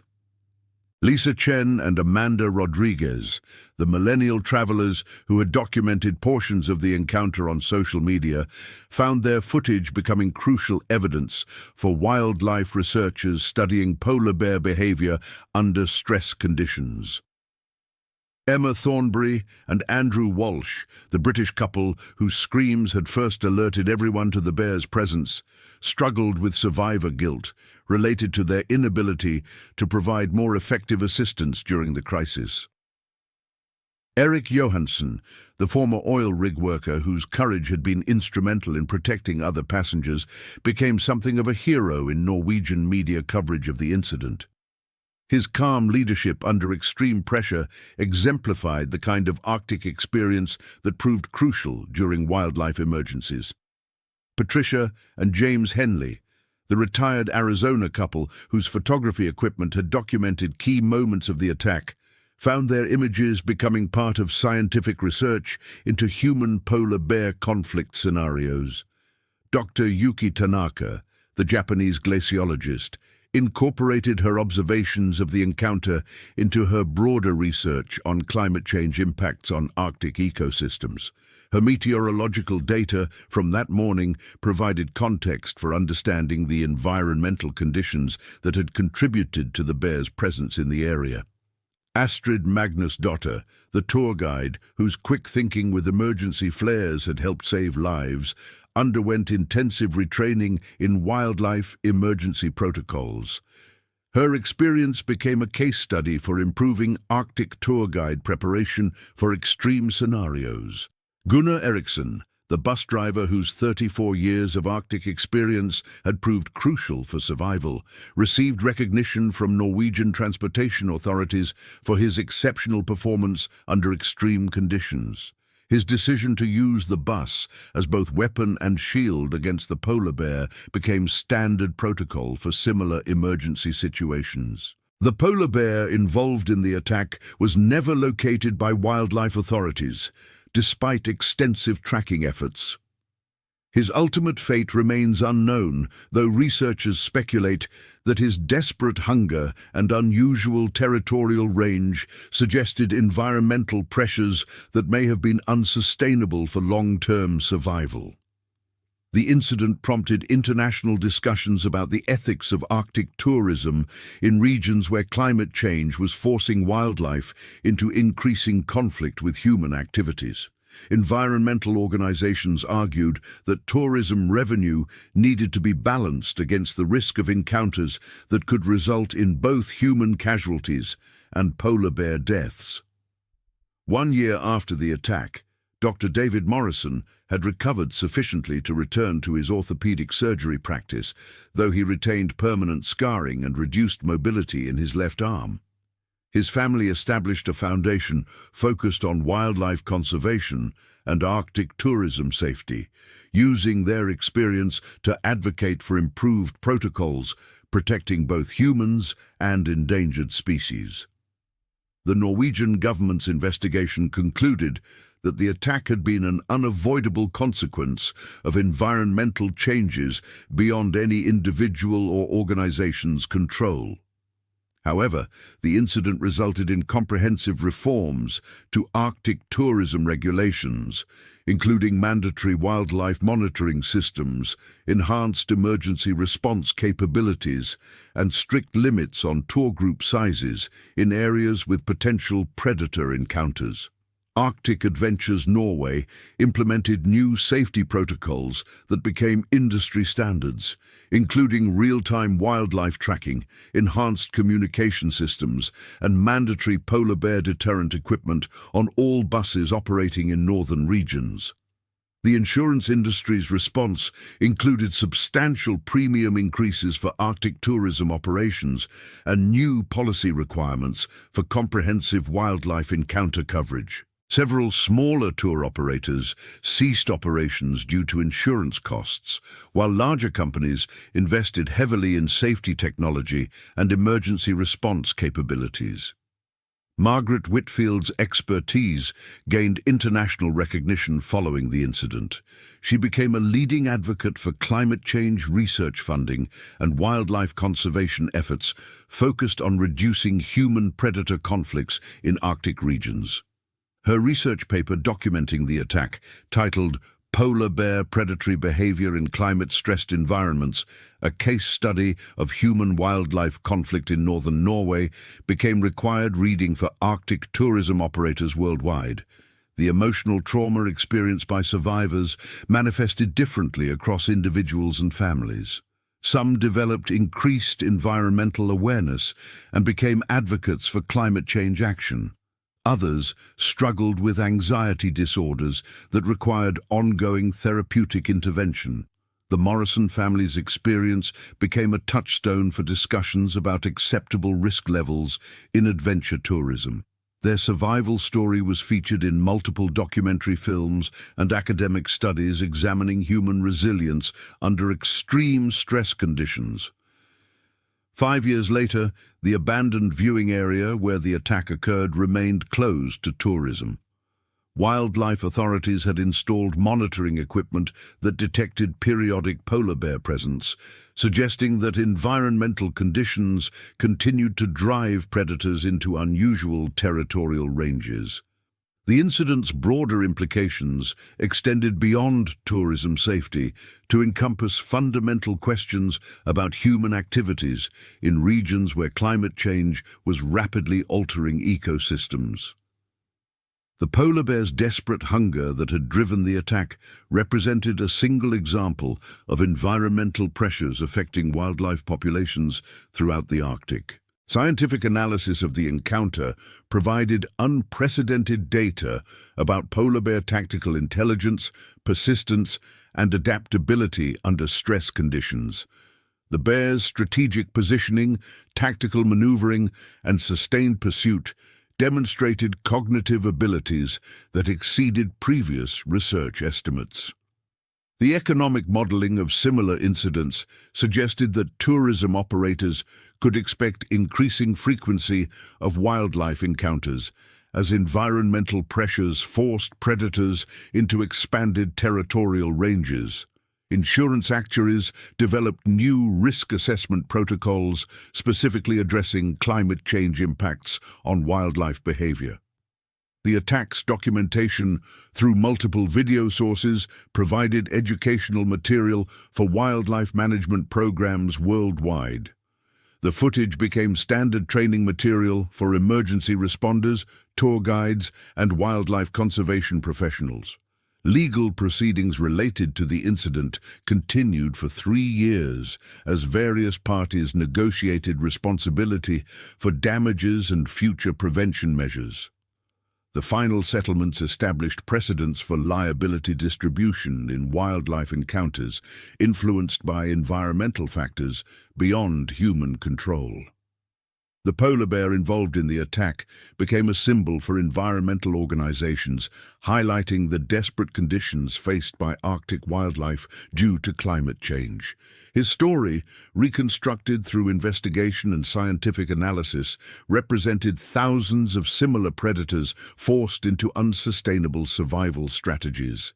The incident's anniversary became an annual focal point for discussions about sustainable Arctic tourism and wildlife conservation.